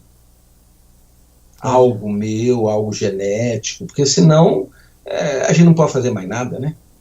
Exato. Assim tem que ficar assim. Exatamente. Deixa eu ver aqui. Eu tenho uma pergunta aqui muito interessante. É comum termos dentro do BDSM homens que necessitam ser feminizados, chamados de crossdress. E é imperativo para eles estarem assim vestidos. E o gosto, no final, por a inversão. Na sua opinião, é algo ligado à imagem da mãe ou ligado à homossexualidade? Qual seria a fonte dessa necessidade de se vestir com o sexo oposto e também a parte da inversão? Olha, eu trato, não em relação ao BDSM, mas eu trato isso no meu livro sobre transexualidade, né? Que nós teríamos que ir um pouco mais fundo nessa discussão. O peso da masculinidade para certas pessoas, né, o fardo da masculinidade, tem que ser homem, você não pode chorar, isso pode ser tão grande que essas situações, elas representam uma possibilidade da pessoa poder viver alguma coisa diferente. E ali, ela não está sendo aquilo na vida, ali ela quer se vestir de mulher, ser um crossdress, fazer inversão, ser penetrado, que bom que ela pode fazer isso ali. É melhor fazer isso ali, é melhor ter uma relação de dominação ou de dominado ali com o outro, do que fazer isso na vida. Porque aí sim você fica aí passando por uma vida muito, muito ruim, porque você não consegue viver coisas suas, né? Você não consegue resolver aqui na sexualidade, você vai resolver na vida, é muito mais doloroso. Agora, vestir de mulher, vestir de homem, isso é o que eu chamo de jogo erótico, sabe? Cada um sabe do jogo erótico que quer. Inclusive é uma coisa, é uma fronteira muito complicada, e que as pessoas às vezes são preconceituosas, falam, mas isso aí, ele está sendo perverso. Está sendo, não, isso é um jogo erótico, o outro está sabendo o que ele está fazendo. Exato. Pode estar brincando de ser perverso, você é meu, você é isso, eu vou fazer isso com você. As mães falam com os filhos, com os bebezinhos, né? Eu vou te comer todo, mamãe vai te comer. E quando adulto, você continua tendo essas brincadeiras, né? Cada um vive aí do jeito que quer viver. E qual o problema disso? Isso são as fantasias que nós temos que vivê-las, porque nós não temos, diferentemente dos animais, nós não nascemos sexualmente prontos, né? Quando uma cachorra está no cio, por exemplo, ou uma fêmea de uma espécie aí, de outra espécie que não a nossa, né? Nós nunca tivemos notícia que o cachorro não quis transar com aquela cachorra, porque a cachorra era muito orgulhosa, era muito alta, era muito baixa, né? Ou porque estava com dor de cabeça. Exatamente, né? A gente não sabe o que acontece que você, com 50 pessoas, é atraída por uma e não por outra. E que no meio de uma transa sexual com alguém que você sempre quis, de repente o tesão vai embora. Então nós temos uma outra dimensão aí que não dá para a gente ter essa procura de causa e efeito. Exato, muito bom. Eu estou aqui, tipo, com babador, sabe, doutor? Muito bom. Muito contente de estar podendo participar, estar tendo essa oportunidade, né? Porque tem mais que parabenizar vocês, porque é muito raro uma rádio dessa que trate com essa abertura, né? Sem nenhum moralismo e com o respeito que nós estamos tendo aqui. Obrigada, eu agradeço muito. Mais um aluno, hein? Parabéns ao programa pela excelente abordagem. O Dr. Paulo está conosco no curso de especialização em psicanálise da Unip, em João Pessoa. Exatamente, estou lá no final do mês, estarei lá. Olha, no dia 25, 26 e 27, com o módulo Psicanálise e Sexualidade. Vou tratar disso a fundo, a nossa discussão aqui. Que legal. Meu nome é Germano Barbosa, direto de João Pessoa, Paraíba. Beijos. Que ótimo, Germano. Que legal, muito bom. Legal. Menina Constantine, um grande beijo pra você. Deixa eu só dar beijos aqui pro Vlad. Deixa eu ver quem mais que tá chegando aqui. Chegou outras pessoas. Paciência aí, tá bom? Paciência que a gente tá atendendo a todos os pedidos. As perguntas. Cheguei, saudações SM, boa noite a senhora. Ouvintes do grupo Amor Submisso. A gente vai responder as perguntas da Constantine e a gente vai dar uma paradinha para todo mundo correr, para ir no banheiro. Dr. Paulo e eu encher nossos copos d'água aqui, para a gente voltar para dar tempo de responder as outras.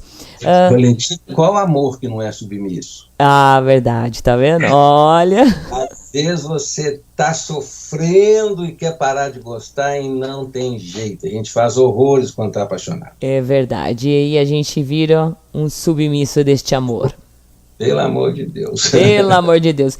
Eu de uns anos pra cá, eu falei, nunca mais eu vou me apaixonar. Será que a gente consegue fazer isso, doutor? Até que a gente apaixone de novo. De novo. Muito bom.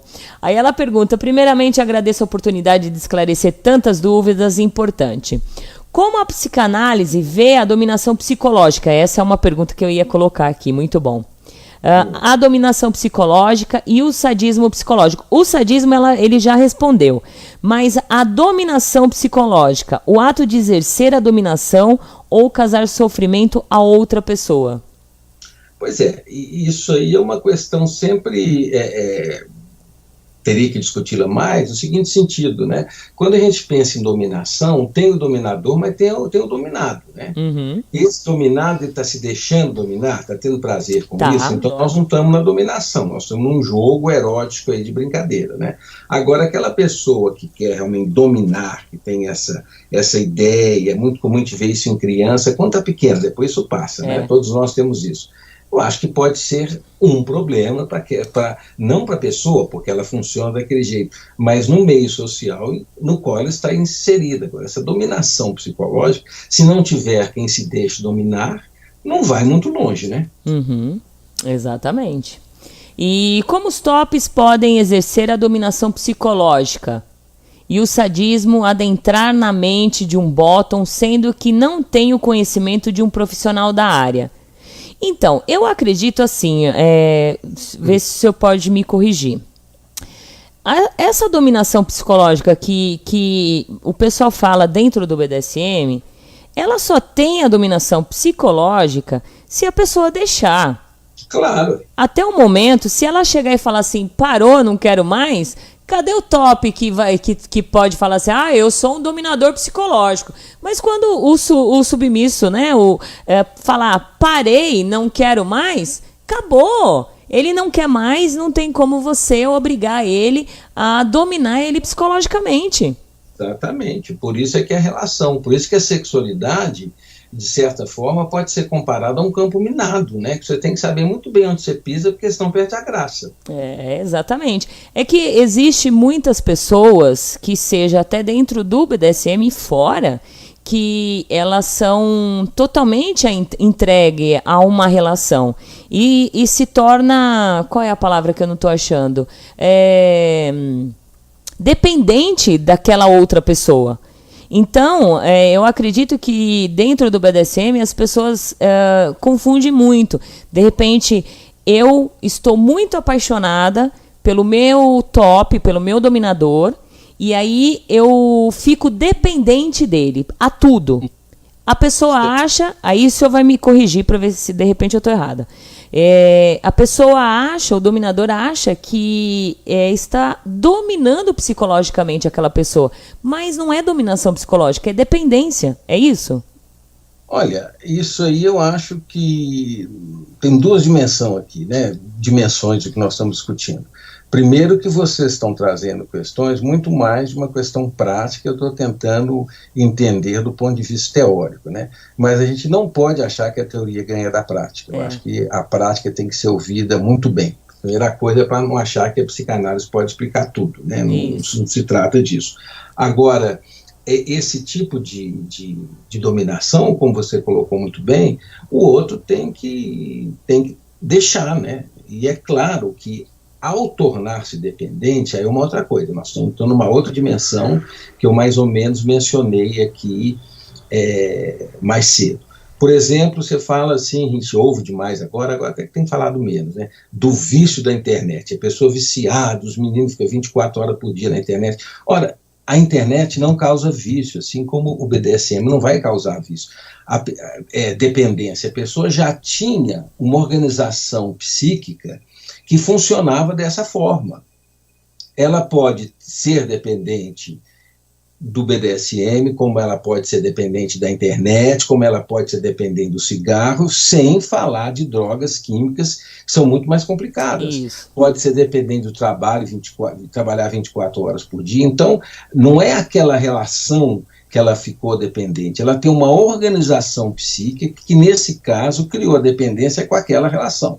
Se não tivesse encontrado aquela pessoa, talvez tornasse dependente da internet. Percebe o que eu estou querendo dizer? Nós não podemos dizer que aquela relação tornou dependente. Tinha algo naquela pessoa que faz com que ela tenha uma organização que ela se torna dependente, e no caso era aquilo ali. Entendi. Então, o senhor, eu vou voltar a essa pergunta novamente. Existe dominação psicológica? Existe se tiver quem se deixe dominar, né? Exato. Como é que você vai dominar? O que é dominar psicologicamente? Eu vou querer dominar aquela pessoa. Vamos dizer assim que pegar um exemplo bem assim, né? Uma criança pequena, alguém que tenha um psiquismo assim muito fraco, ela pode, se você não fizer isso, eu faço, né? Aquela criança que é ameaçada por quem cuida dela, né? Ou você faz isso, eu vou te deixar, eu te largo para lá, ninguém vai cuidar de você. Isso é uma dominação psicológica. Isso, mas aí... Sim, mas olha a relação de um adulto com alguém... Isso, para uma criança. Exato. Aí eu acredito que essa dominação psicológica só consegue inserir isso no outro ser humano desde o momento de pequeno, de criança, né? Aí fica lá. E a pessoa pode levar esse medo, por exemplo, se alguém fala para a criança, se você não fizer isso, eu te abandono. Ela pode ter tanto medo desse abandono que qualquer situação afetiva futura, se o outro lá fala assim, ou você vem aqui agora, ou eu te abandono, ela vai reproduzir alguma coisa, né? Quase que volta a ideia do trauma aí. Mas isso pode também estar presente, não é causa e efeito. Não é causa e efeito também, né? Então, pessoal do BDSM, lógico que aqui nós não somos os certos, tá? Mas... Ninguém é. E ninguém é. Mas a colocação aqui, que é a dominação psicológica, porque tem muitos doutor, dominadores, que eles se apresentam como uma forma de prática, tá? Como uma forma de prática. Tipo assim, eu vou me apresentar para o senhor.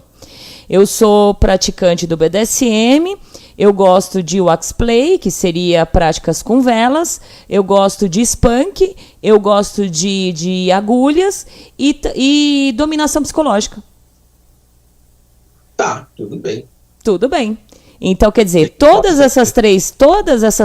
essas práticas que eu coloquei aqui, a partir do momento que você exerce ela, vai ser consensual da outra pessoa. Exatamente. E eu posso, a outra pessoa pode, naquele momento ali do jogo erótico entre os dois, sentir que ela é o que está sendo dominada, que o outro fala, e esse wax, né, vela, e o que for aí, tá, mas é uma coisa consensual. Isso, a partir do momento que o sub falar a palavra de segurança, acabou tudo. Exatamente.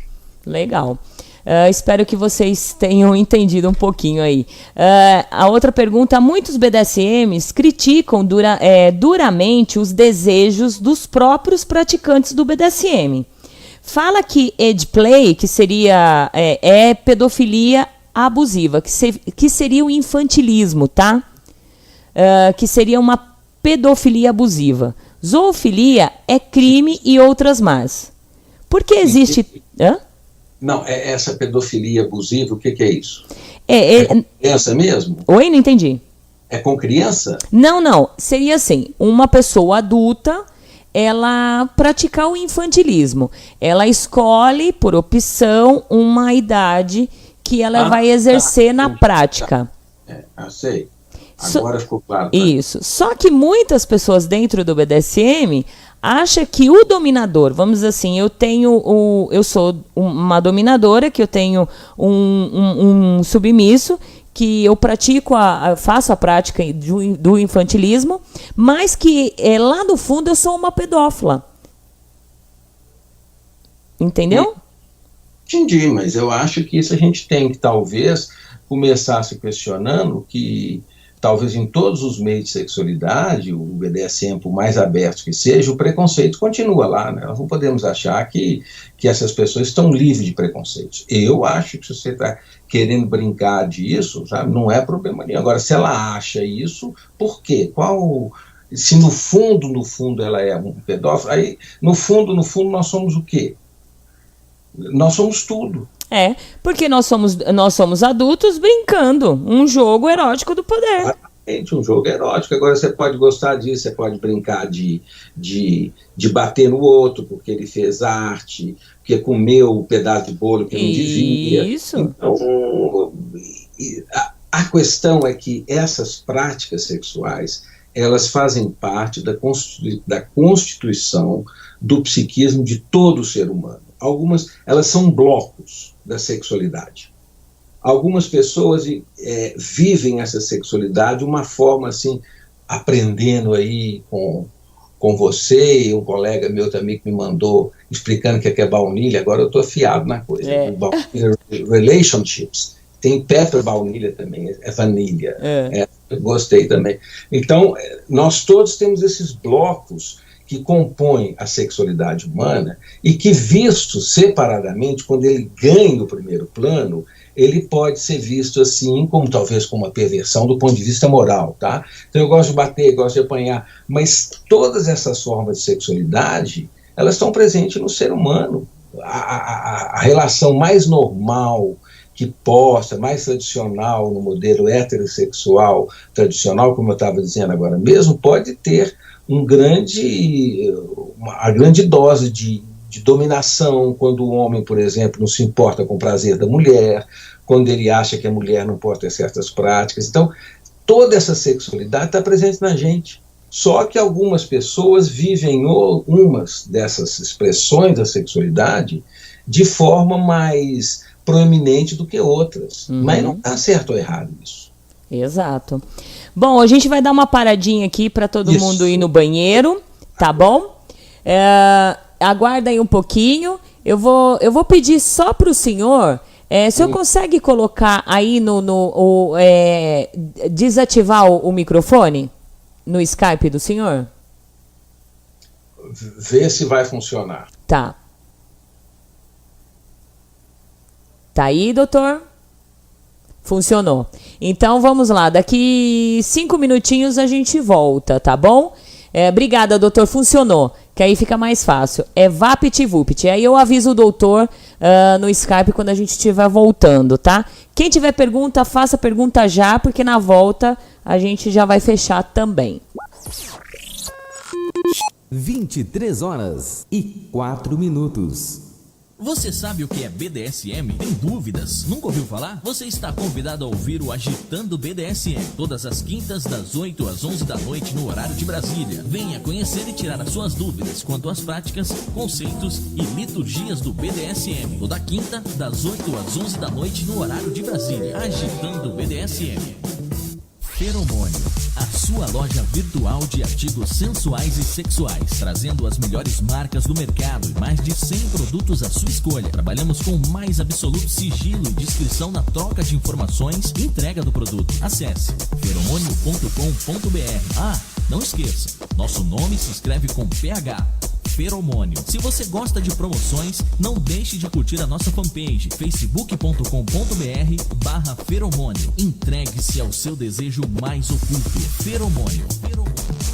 A Exata tem a solução prática em informática. Venda de computadores novos, usados, manutenção de hardware e upgrade, configuração de rede e conexão de internet. Atendemos na região de Gifu, transportadora para todo o Japão. Entre em contato conosco. 090 5031 0381. Exata. Soluções em informática. Salve, salve a todos os ouvintes da Rádio Agita Planeta. Eu sou o Mano Perrengue. Eu sou o Wesley Snipes. Não se esqueça, hein? Toda sexta-feira, a partir das 9 horas, horário de Brasília, tem Rock and Beer aqui na Agita Planeta. Você vai ouvir muito rock do bom e também trocar umas ideias, tá ligado? Também tem a minha voz mais sexy do mundo. Ah, tá. Meu Deus. É rock na veia. É Rock and Beer. Mel Pastéis. Venha saborear o melhor pastel com massa caseira. Além de vários sabores doces e salgados, temos lanches e refeições. O melhor pastel está na Mel Pastéis. Endereço: Gifuken, Kanishi Dota 3872-1, Soga Mansion 1-1. Telefone para contato 090 9905 5805. 090 9905 5805. Mel Pastéis. A Produtos Sabor e Companhia está há vários anos no mercado, preparando para você uma grande variedade de queijos. Queijo fresco, queijo temperado, nozinho temperado, queijo coalho, doce de leite meia cura e os famosos queijos trufados. Atendemos na região de Gifu, encomendas para todo o Japão. Ligue agora mesmo, 080 4356 1624. Produtos Sabor e Companhia. Quer concorrer todo mês a prêmios da Rádio Agita Planeta? Faça parte do nosso clube de amigos e ouvintes com uma contribuição mensal de R$10 destinada à estrutura da rádio para melhor atender aos nossos amigos e ouvintes. Você fica concorrendo mensalmente a prêmios sempre no fim de cada mês. Venha e faça parte de nosso clube agitaplaneta.com.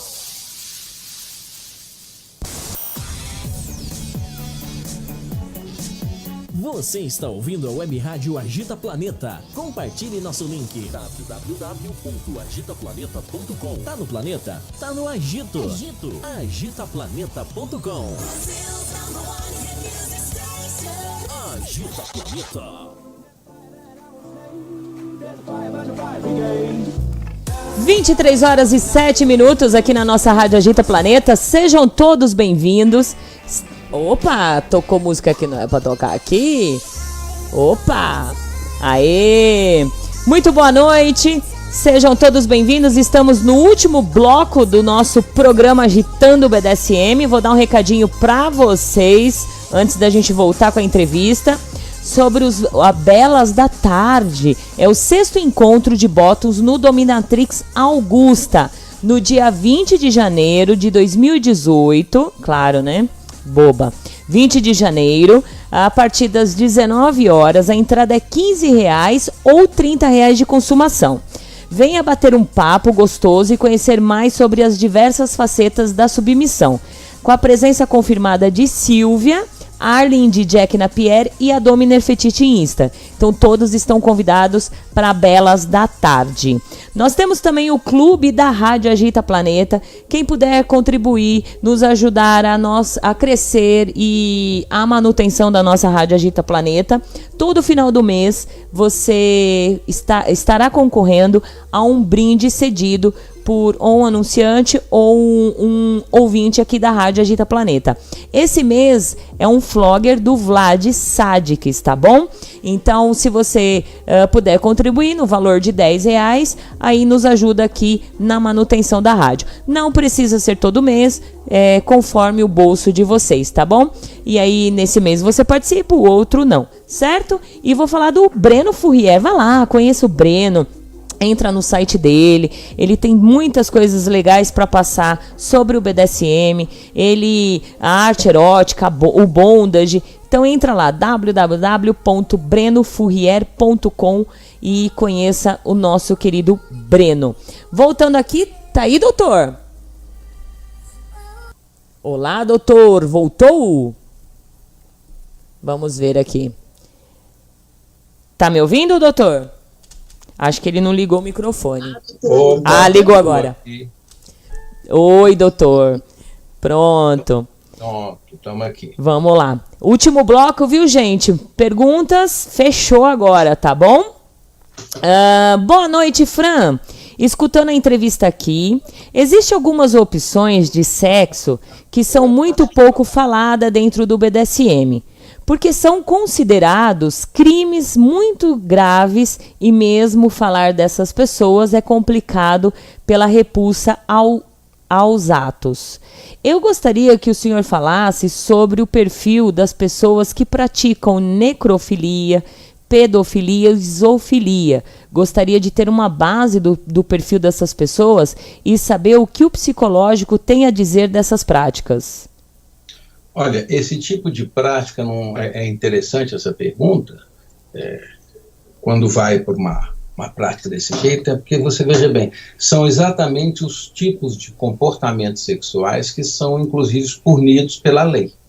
Pedofilia, necrofilia, escatofilia, tudo isso aí, zoofilia, são coisas que ninguém é punido desde que os dois sejam consensuais por um relacionamento sadomasoquista.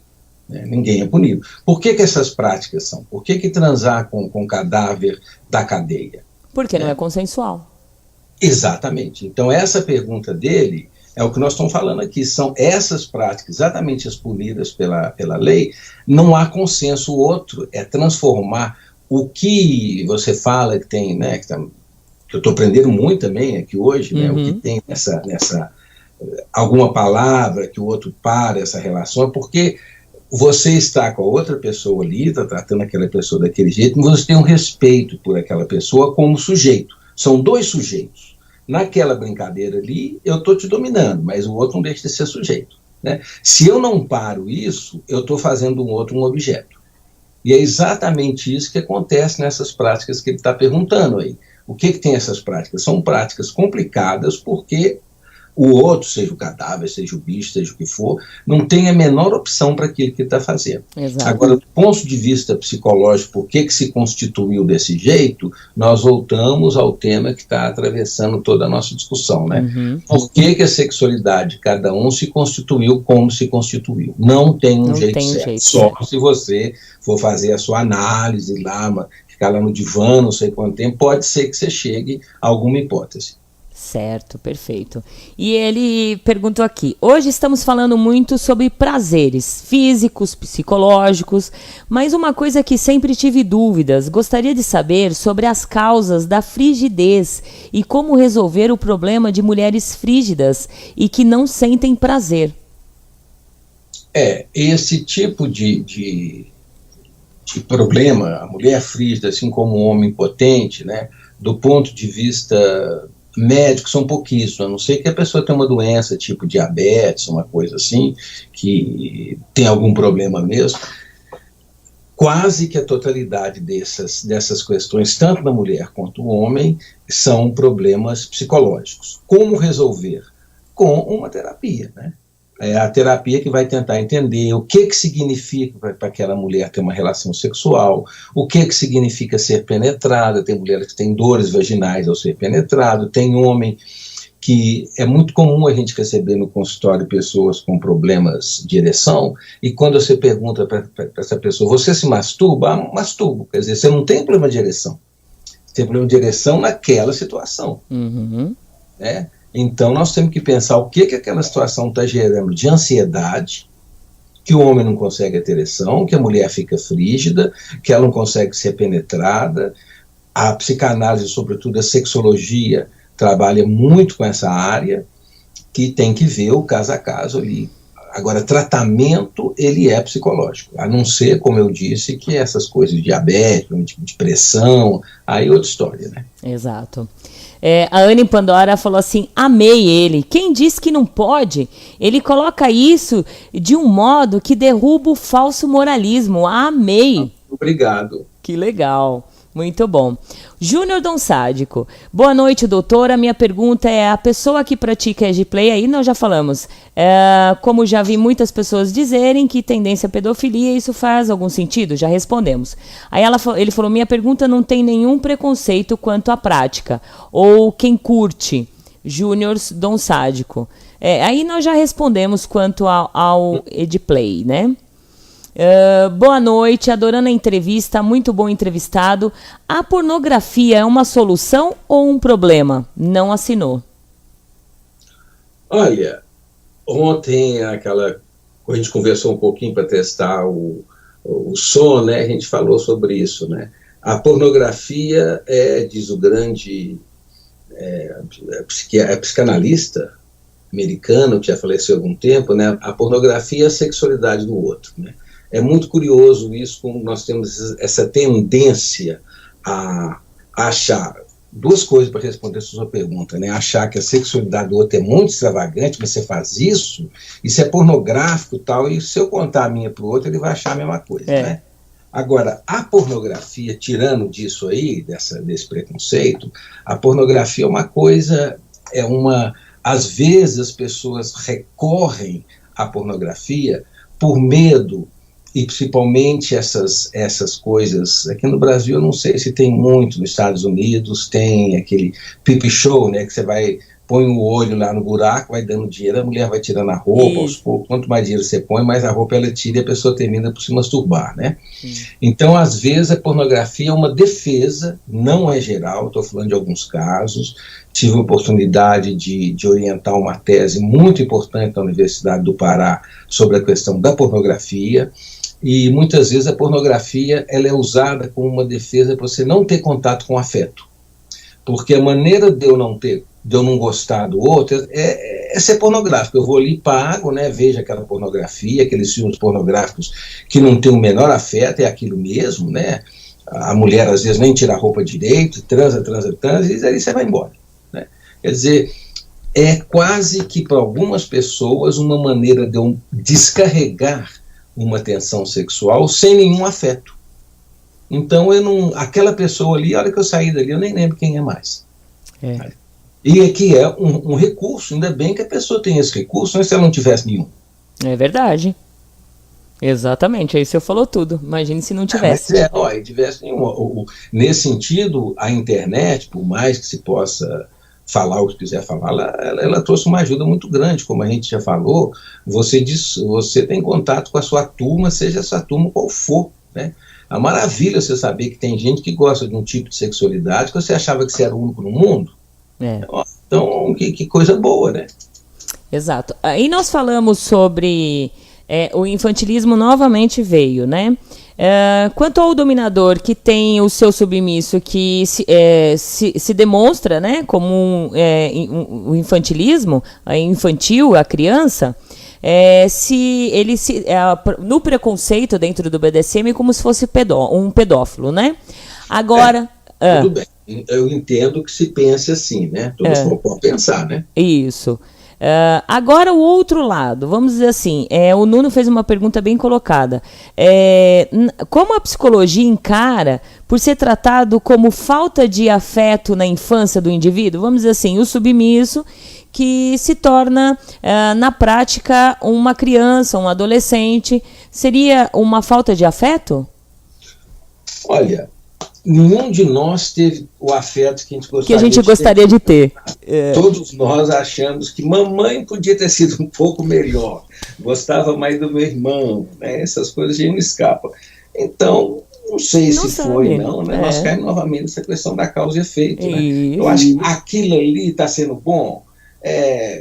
Tão comum numa relação você chamar o outro de meu menino, menininho, meu filho, minha filha, não quer dizer que seja isso não, isso não é pedofilia não, isso é um jogo erótico. Então eu tenho que chamar o outro de quê? De porco, de cachorro, de puta, aí pode. Agora o outro de cá não pode, isso não faz sentido, né? Exato, muito bom. Boa noite a vocês, um abraço ao Dr. Paulo, mais uma excelente entrevista, a Keila, da cidade de Divinópolis, aluna do Fatias de Análise em Bom Despacho. Sim, conheço. Que legal, né? Muito bom. Várias. Agora eu vou, deixa eu ver aqui. Pessoal, fechou as perguntas, tá bom? Fechou. Não temos mais, não vai dar tempo mais.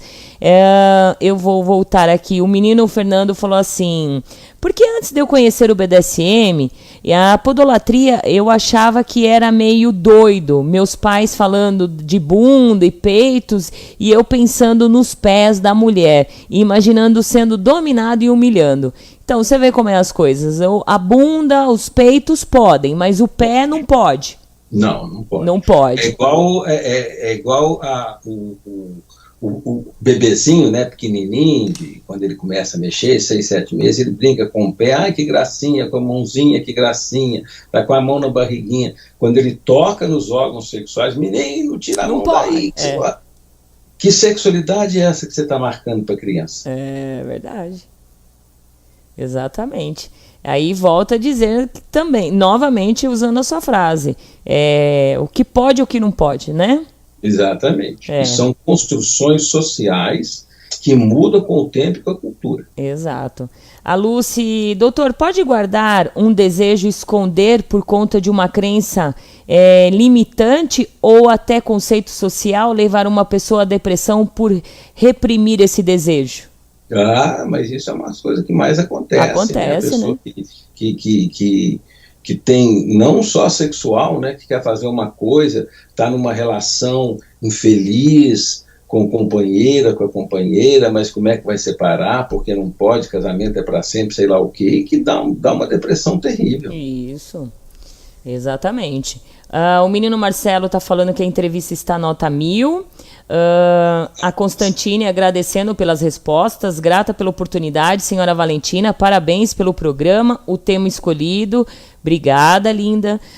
A Kali, boa noite a todos, estou encantada com a entrevista, não sei se foi perguntado, cheguei atrasada, mas gostaria de saber a respeito do subspace, um transe que seria a perda de atenção ou raciocínio no momento do orgasmo.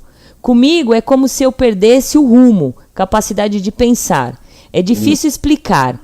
E isso é prejudicial de alguma forma? Olha, é difícil explicar porque não tem palavras. Isso. Você deve saber, né? Que ninguém consegue explicar quais são os sentimentos de um orgasmo. Pois é, inclusive em francês é muito curioso, a palavra orgasmo tem uma expressão popular que chama petite mort, pequena morte. Porque naquele momento do orgasmo, a gente não está ali. Você não está. Tem um momento que dura segundos, que tem excitação, tem a descarga, e esse momento não tem uma pessoa. Depois você volta. Como foi bom ou foi ruim, né? Não importa. Por isso é que ela está dizendo isso, que tem essa perda de consciência, realmente que tem, é isso mesmo, faz parte. Ainda bem que tem, né? Porque se você for controlar isso. Exato. Por isso é que é bom que a gente quer repetir. E quer repetir toda hora. Tem muitos que não gostam, vai fazer o quê? Paciência, né? O que seria do branco se todos gostassem do preto e vice-versa, né? Isso aí não tem jeito certo. Né? O Flaviano fez uma pergunta aqui. Uma pergunta. O BDSM e suas práticas mudam o jeito de ser de um submisso, mesmo ele sendo casado? Seus modos de como se tratar, como se tratar sua mulher? Ou vai de cada um? Eu acredito que... Claro, vai de cada um, né? E eu espero que mude para melhor, né? Exatamente. Se ele está melhor com ele... Exatamente. E ninguém consegue mudar ninguém, né, doutor? Não muda. Exatamente. A não ser que as experiências das nossas vidas que nos mude, né?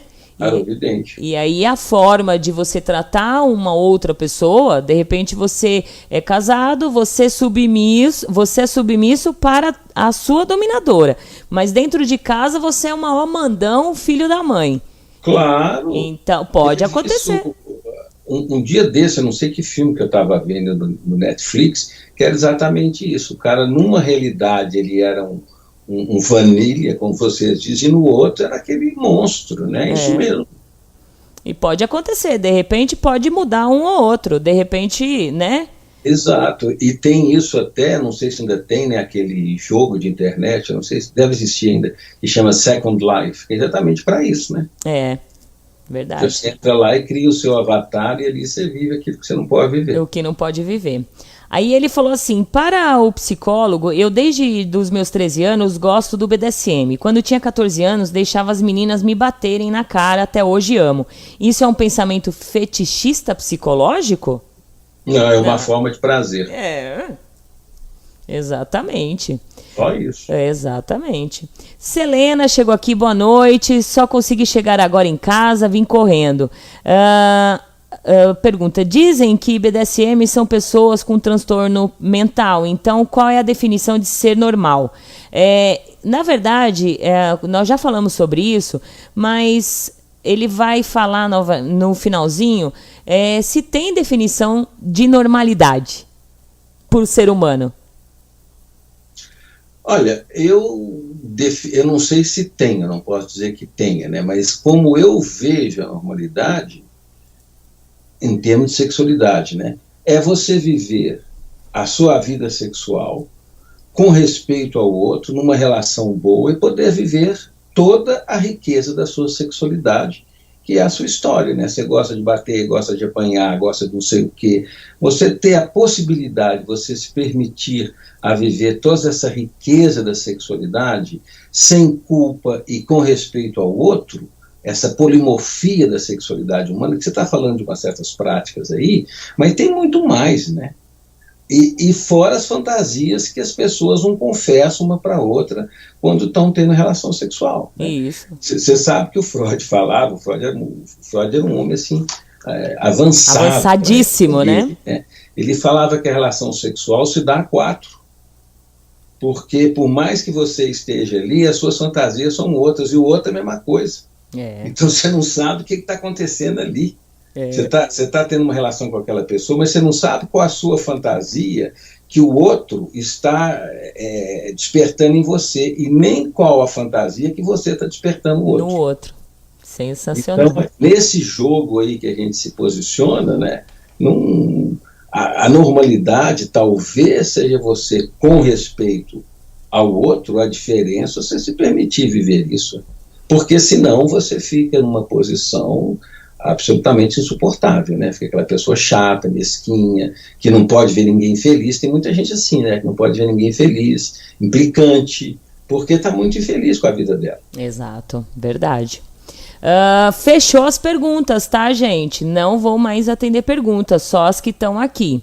A Tahel falou assim, falei que as pessoas casadas que querem saber se devem se divorciar, querem saber do doutor uma resposta para criarem coragem para decidir algo que não tem coragem de fazer. Exatamente. Uma pergunta, ela fez só uma colocação. Aí ela colocou, nossa, que travada de língua, né?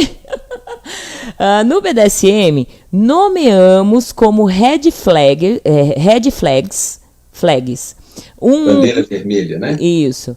Um meio de avaliarmos ou ficarmos atentos a alguns praticantes que não nos parecem abusadores de uma forma geral. Como, na sua opinião, podemos avaliar um parceiro que, teoricamente, não coloca a nossa saúde física e mental em risco? Eu acho que aí a red flag da pessoa vai falar, né? Não tem como você avaliar. Avaliar, né? Não precisa ser uma relação BDSM, não. Qualquer relação, você está começando um namoro, por mais simples possível, o outro começa, ou a outra começa a não respeitar, a querer só a coisa dela, já acende uma luzinha vermelha aí, né? Exato. Então não tem uma regra, né, para você... Se a gente soubesse a regra, soubesse como é que aconselha divorciar tudo, a gente estava milionário, né? Não tem jeito. Com certeza mesmo. Deixa eu ver aqui, o Casal Lobo se despedindo, belíssimo programa, obrigada. A Domilarinha falando assim que ela nem fez pergunta porque estava só ouvindo e adorou. Menino Marcelo novamente, obrigada. Falaram que tem que pedir para o senhor voltar mais vezes, está aprendendo muito com os conhecimentos e está... Estou à disposição, inclusive... eu posso passar o meu site aí. Isso, né? O senhor vai passar e aí assim que o senhor passar aqui também, eu vou postar nas nossas redes sociais. Eu me inscrevi aí no Skype. Ah, tá, isso. Então eu posso falar, mas se puser Cecarelli, o meu nome, CECCARELLI, no Google vai aparecer muitas coisas. Muitos textos lá, muita publicação. Fiquei até perdida. Estou à disposição dos ouvintes para responder as perguntas. Eu posso demorar, tá? Mas lá no meu site tem como entrar em contato comigo. Eu respondo com muito prazer, talvez não imediatamente. E quando você quiser que eu volte aqui, eu volto com o máximo de prazer. Com certeza. Eu acho que a gente vai fechar aqui com... Deixa eu só dar uma olhada aqui com uma pergunta, né? Vamos fechar aqui com a última pergunta, que são 23 horas e 30 minutos. Boa noite, doutor. Gostaria de perguntar ao doutor sobre fetiche. Quero saber se, à luz da psicanálise, uma prática precisa ter o caráter compulsível para ser considerado fetiche, ou se, pelo contrário, mesmo uma prática da qual a pessoa não depende e é considerada fetiche. Não, o que a psicanálise considera fetiche, né, classicamente, é uma forma de sexualidade que, se não for aquela, se não tiver certo objeto presente, por exemplo, é muito comum, você vê que não existe na bibliografia psicanalítica, né, não existe mulher fetichista, né, na psicanálise. Então, aquele homem que só consegue ter relação com uma mulher, se ela tiver com uma calcinha, não sei como, um sapato. Então, essa presença exclusiva de um objeto, sem o qual ele não consegue ter prazer, é isso que a psicanálise vai chamar de uma situação fetichista. Entendeu. Agora, no sentido popular, né, é muito comum você falar, que fetiche você tem? Não é fetiche. Cada um gosta do que gosta. De que gosta, né? Eu tenho fetiche nisso. Não é fetiche. Tem certas coisas que te dão mais prazer do que outras. Exato, exatamente. Amanda Nostro Mundo chegou, um beijo pra você. Agora fechou mesmo, desculpa que eu falei que era a última pergunta, mas essa daqui é a última, tá, doutor? Pro senhor descansar. O Vlad, ele fez uma colocação muito interessante. Presta atenção, doutor.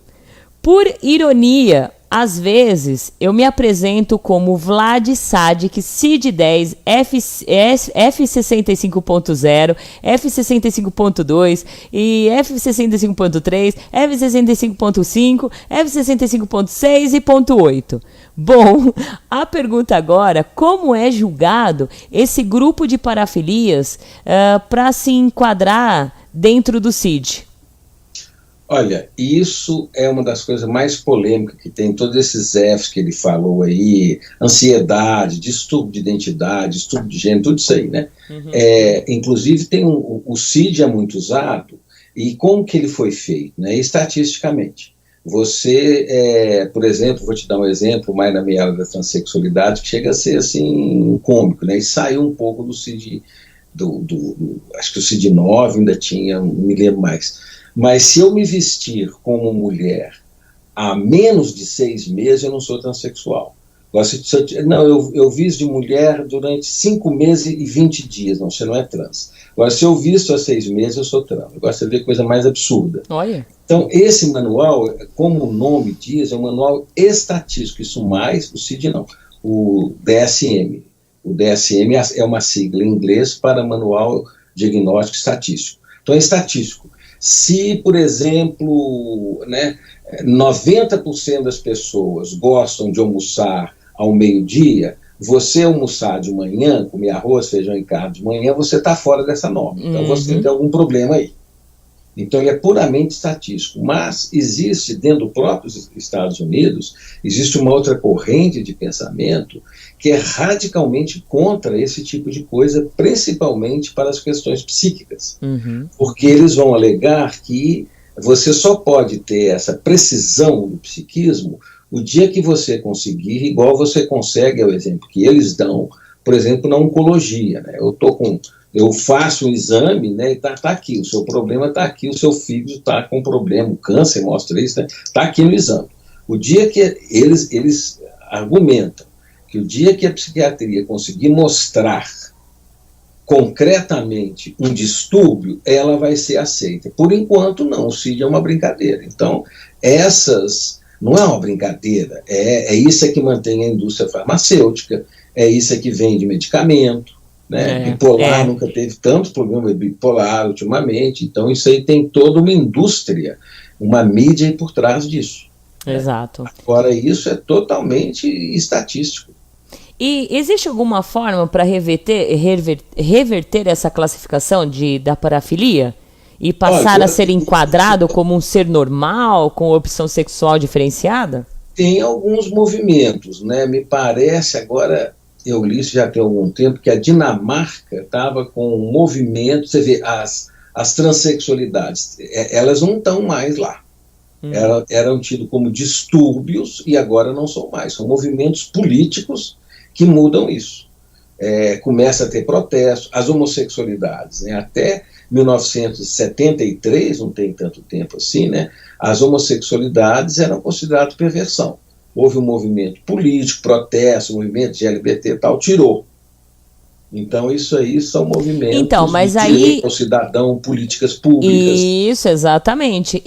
Eu digo que o primeiro passo é o que nós não somos assim o expert, mas o primeiro passo é o que a gente está fazendo aqui na rádio. Exatamente, porque os transexuais, os homossexuais, eles só conseguiram sair disso porque eles foram para a rua, tiveram movimentos políticos, eles botaram, como dizem, botaram a cara no sol, Mona. E como a gente vai mudar isso? As pessoas se escondendo, as pessoas uma atacando a outra dentro do BDSM, as pessoas não sendo unidos. A gente nunca vai conseguir mudar essa classificação. Nós fizemos na Parada Gay passada, em julho, nós tentamos unir as pessoas do BDSM, né, praticantes do BDSM, pra gente ir pra rua. O Heitor Werneck, ele conseguiu uma ala específica só pros BDSMs pra gente ir pra rua, mostrar a nossa cara, mostrar que nós estamos lá. Eu como dominadora, com o meu submisso de coleira, andar na rua de coleira, ou ele com uma forma se vestido de cachorrinho e assim vai. Teve o quê? 10, 20 pessoas. Pois é. Como que a gente vai mudar isso? Eu não vou conseguir sozinha, não é verdade? O senhor também não vai conseguir. É uma coisa histórica, né? Eu Exato. acho que já está podendo se falar disso. E isso já é um começo. É uma grande mudança. Né? É uma grande mudança. Agora, toda coisa ligada a qualquer forma, porque a história da nossa sexualidade, eu tenho um texto exatamente no meu site, eu estava falando sobre isso, essa história, como é que ela é, o padrão de comportamento, isso são 2000 anos que a gente sofre com isso. Você não muda de um dia para o outro. Exatamente. Exatamente isso. Bom, doutor, eu gostaria que o senhor passasse novamente o seu site, por favor. Tá, eu vou dizer então, eu escrevi aí, mas eu vou dizer para quem quiser anotar, www.secarelli, se escreve CECCARELLI, .P S de saco, C de casa, psc.br. Isso. www.secarelli.psc.br. Lá tem a maioria das minhas publicações, muito sobre sexualidade, tá tudo lá. Isso, e assim que terminar o programa, eu já vou postar o site dele nas redes sociais da rádio, nos grupos da rádio, nas páginas da rádio, para aí que fica mais fácil de vocês já clicar e já entrar e se divertir, né? Doutor Paulo, eu quero agradecer muito, muito mesmo essa dedicação que o senhor teve quanto à rádio, quanto nós praticantes do BDSM, ou baunilhas que estão aí ouvindo, ou afins. Agradecer também a divulgação do senhor, que foi muito importante trazer os seus alunos aqui para nos escutar, que eu acredito claro, que... eles são os profissionais de amanhã, né? Isso, eu ia falar isso, acredito, e são os profissionais de amanhã. E que aprenderam também bastante com a gente aqui, e que fica uma tese aí para eles estudarem lá na frente, né? Exato. Olha, eu que te agradeço a oportunidade, foi um prazer enorme estar aqui com vocês, com os ouvintes, com você. Aprendi muito e estou à disposição e foi muito bom. Foi sensacional. Tá discutindo. Muito bom. Aí a gente vai desligar aqui e eu gostaria que o senhor religasse a rádio para o senhor conseguir ouvir os feedbacks do pessoal, porque a gente dá um tchau. Tá bom, então tá bom? Eu vou sair do Skype, né? Isso, eu desligo aqui, aí o senhor liga a rádio. E o que precisar, não sei como, mas o que precisar de nós aqui na rádio, até mesmo para divulgar qualquer coisa do senhor, pode contar comigo. Se eu tenho os meus telefones, os meus contatos, pode contar aqui com a gente.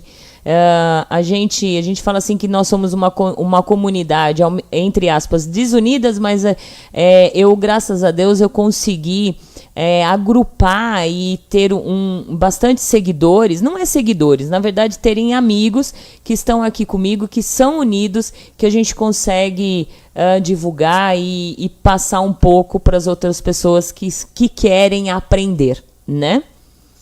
Então, tá certo. Então muito obrigado. Fico muito agradecido mais uma vez. Vou desligar aqui então para ouvir os feedbacks. Tá bom, então. Obrigada e um abraço para o senhor, viu? Grande abraço. Tchau. There's a fire by the fire brigade.